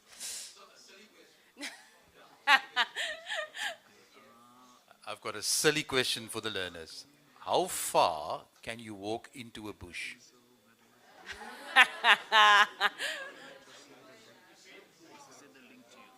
How far can you walk into a bush? Guys, how are you going to hear the questions if you're having mini conversation? How far can you walk into the bush? Bush.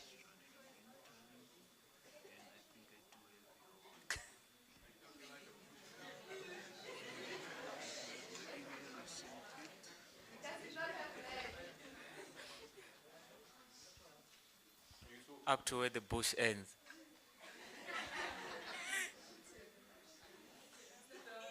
Up to where the bush ends? No, no. The answer is halfway. Because once you go past halfway, you're no longer walking in, you're walking out.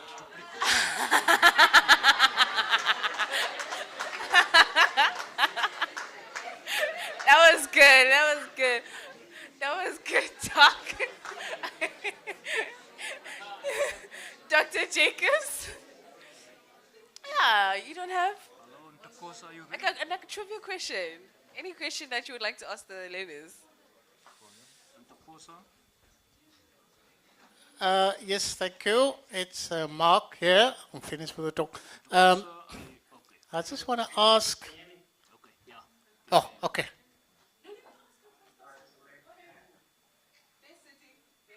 I just want to ask, is anybody here more confused about what we've learned today than me? Is anyone more confused than Doc? I mean, he has a PhD. We can't compete there. Ne? We're all confused. We're all in the same groundwork. All right, okay. Yes. What's the coldest place in South Africa? That's where we're going now.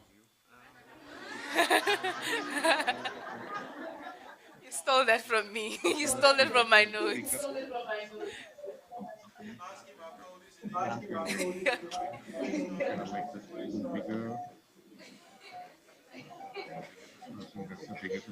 Can he hear us? Can you hear? Can you hear? Dogzin. Dogzin, how cold is it there? It's so cold. It's so cold. Can we put a mic? Where's Am your I audible? speakers? Am I audible? Where's your speaker? Okay, Ntokozo, can you maybe say something? We quickly want to test the audio in here.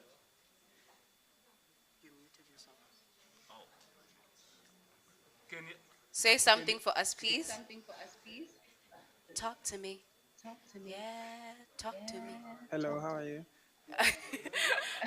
Where's your speakers? Where's your speakers? It's around sound. Okay, Ntokozo, Okay, you are Ntokozo, up now. So, you are up now, so if you have something to share, go ahead and present your talk. Oh, I'm already online because I'm looking at I'm streaming on YouTube, so I didn't know. Okay. Where's your Teams? Teams. It's online. Oh, Okay. I want to mute this. You want to mute the. Yeah. Okay. Okay. What's your YouTube link to me? What's your YouTube link to me? Show me my chummies. Show me my chummies. Yes. Can I mute now? Can I mute?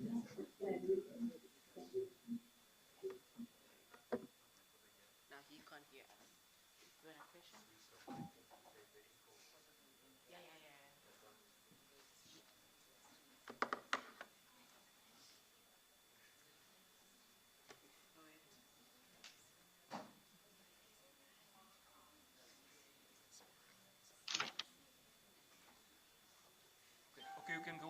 Okay, you can go ahead. Okay, you can go ahead. I can go ahead. Greetings, everyone. I hope you are all well. My name is Dorazo Mashawa, and I'm currently a third-year mechanical engineering student, and I'm also the previous STEM Expo competition winner. Currently, with me not being that side in Cape Town, I'm currently in the Karoo of Northern Cape. I'm doing my in-service training, and this was all possible with the help of Dr. George by monitoring my progress report and writing recommendation letters for me. I would have really liked to be there to actually speak again with Dr. Chinos because I met him at the career fair. So currently at the Northern Cape, I'm working with Sarao, the National Research Fund, and I was able to get a sponsor with the help of Dr. George. And what I do is I'm a telescope maintenance mechanical engineer. So what we do is, since like these astronomers and scientists require data from out there in the universe, now these telescopes are machinery and they have moving components. So now these components, they need to be oiled and they need to be cleaned on a daily basis. So my job is to just clean and maintain these machines. So as I am the previous winner, I would like to congratulate everyone who took their time to join this year's competition. One thing I can say that it's not going to be easy because I see that a lot of you have brilliant ideas. And what I would like to say is that hard work pays. You will get discouraged along the way, but just know that you have to be different in order for you to accomplish something unique. Embrace being different. You might have an idea now and not be able to convey it properly to the next person, but that doesn't mean that your project doesn't make sense. Try to explain it simpler to the next person. As the words of the great scientist Albert Einstein said, if you cannot explain it simpler, then it means that you don't understand it yourself. So go and do further research and understand your project thoroughly. However, celebrate your differences, for they are the foundation of innovation and progress. Our country needs more people who are willing to bring fresh to bring fresh perspectives. Although being unique doesn't mean you are better than others. Being unique is about being the best version of yourself. In conclusion, don't be afraid to stand out and take risk. Do not be afraid to not be understand, and also do not be afraid to be yourself. You are a one of a kind creation, and your uniqueness is a gift to the world. And you presenting your project today, you are sharing your gift to the world. And with that said, thank you so much.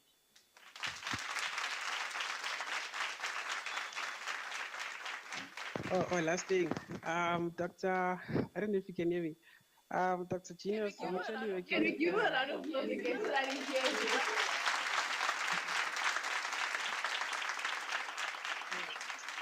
One last thing. Last thing.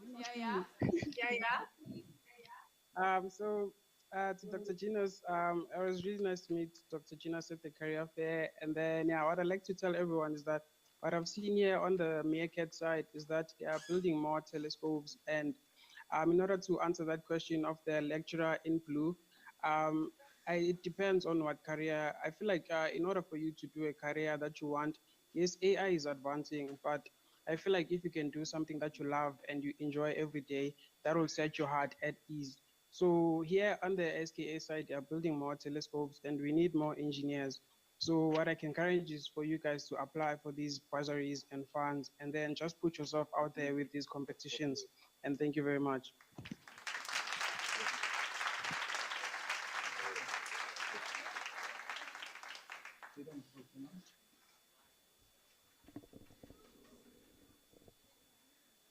You see, you find yourself all the way in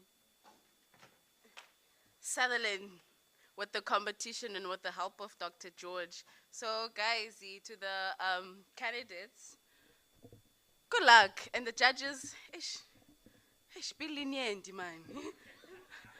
Can't we all win?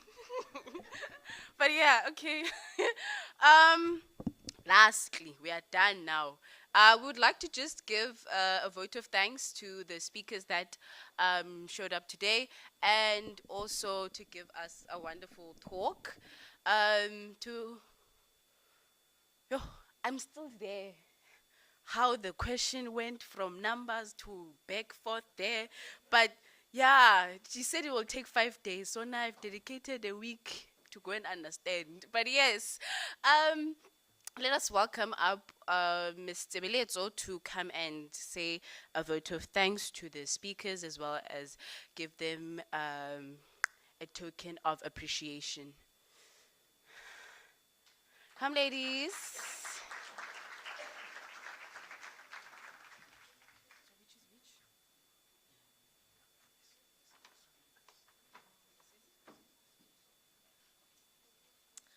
Hi guys, my name is Ponto Mahule and I am the technical officer of STEM and I'm with Tebeleto Mano and she is the vice chairperson. So we are here to do a vote of thanks to our guests, our speakers, and the participants. Ne?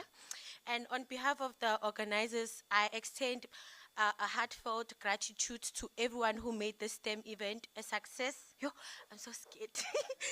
And then, first and foremost, I would also like to thank our administrators, Nathan and Fennel, also Galen. And I would also like to thank our guest speakers, Dr. X Cupido, sorry, and the director of Fundani Chet, Dr.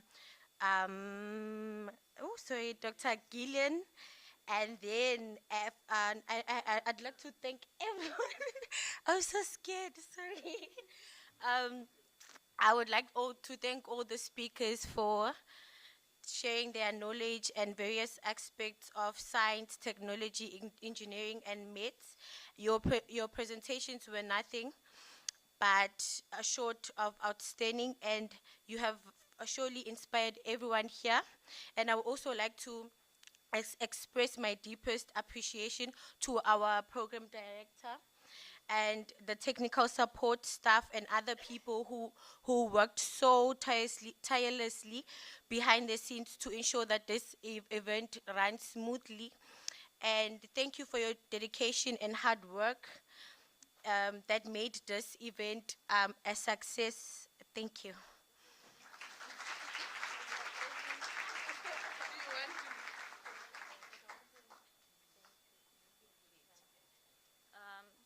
To take from what she said, we would like to extend a special thank you to our event partners, the Community Engagement Student Academy, whose generosity and support made this event possible.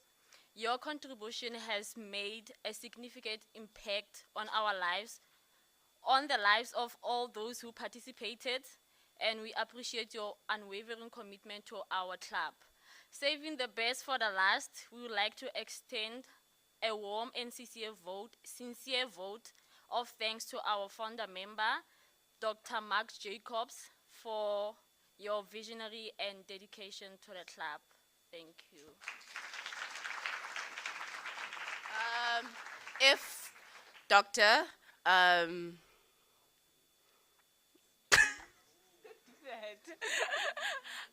A genius and Dr. Jacobs and Dr. Cupido, can you please come up next to us as we give you your legally something? And Dogozowell, he's all the way there. They will find him. Also want to do content, okay guys, so watch us as we do content. So you hand over the banner.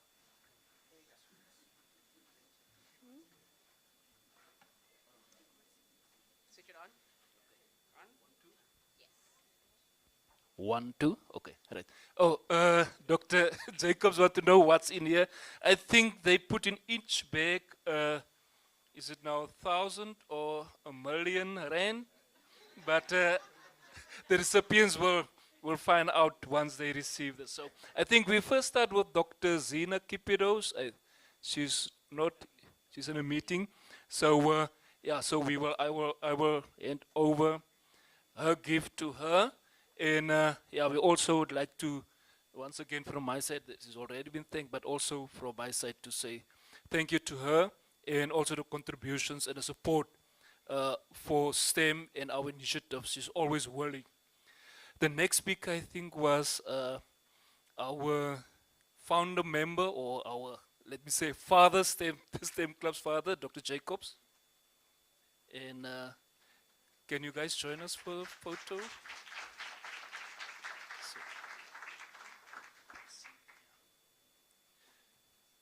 So Dr. Jacobs, sign of appreciation in terms of what you have been adding, the added value that you've added to us, and also your contribution.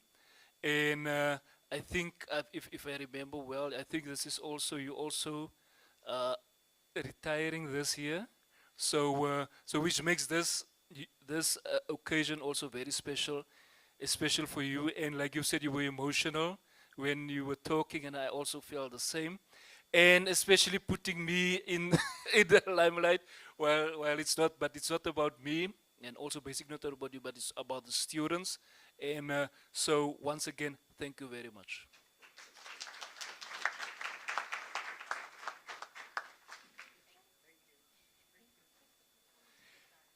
Then we get to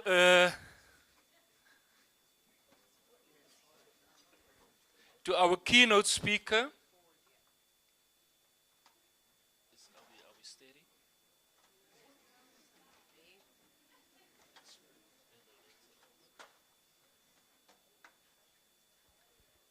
Dr. Gillian Arnse.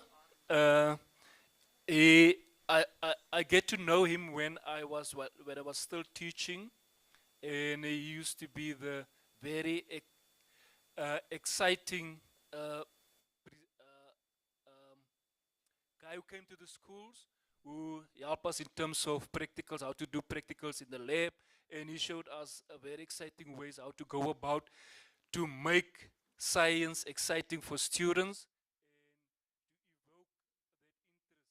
students, and especially and I think he did a good job in doing that, and that's why I think Dr. Gillian, you shared a lot of information with us, especially in terms of what's happening in NRF, National Research Foundation, and I think there's also, and I think we are going to start the collaboration with through you with NRF, especially for the students, the products from CPUT and the STEM students.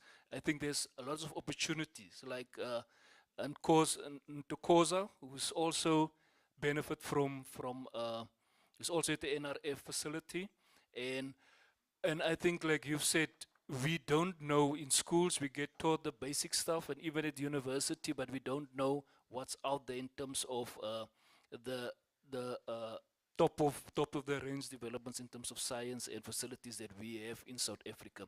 So, Dr. Gillian, token of appreciation, and thank you for buying out the time. I know you have a very busy schedule, for buying out the time and share your talk with us, and being and the fact that you're also very approachable, make it easy for us. And like I've said, I'm going to make it a point to engage and start a collaboration with you and Itemba Labs, and so that the students can benefit from what's out there. Thank you, Dr. Gillian.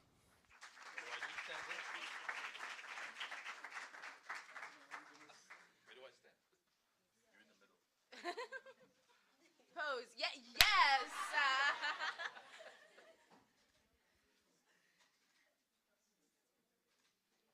Cute test. Just And a quick announcement. Yeah, and then also, oh yes, we want the speakers. We want to take a photo up with the speaker, Dr. Gillian. We'd like you to come to the front again. And maybe can I also maybe just ask the judges to join us? Can we quickly do it after? Can we do it after when I close quickly? Just want to close. Then we, okay, so we're going to do it after the closing then. Yes. Guys, just a quick announcement. The phone has been found. The phone has been found. Thank you very much. An announcement for the learners. You are going to get your lunch and you're going to follow the leaders. So if the science dynamos, can they stand up quickly, please, so that the learners can see who they're following? So after you get your lunch, you follow them. They're going to put you in a nice room. They have nice stuff there for you. And the rest, please enjoy your lunch and enjoy the rest of your day. Thank you so much for taking a trip with me to science. Okay, the judges, can we just, oh yes, the photo session, the photo op. The judges and the STEM Club members can also join us, the STEM Club Expo members.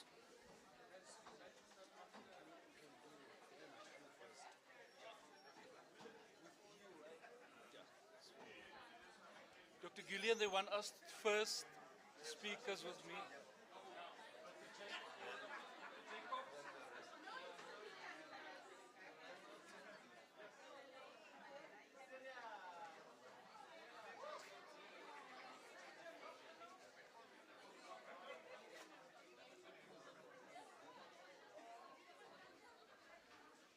Thank you and sorry. You say I must ask permission for your job. What? No, I must stop doing your job. I want I must stop doing your job. I want your credentials.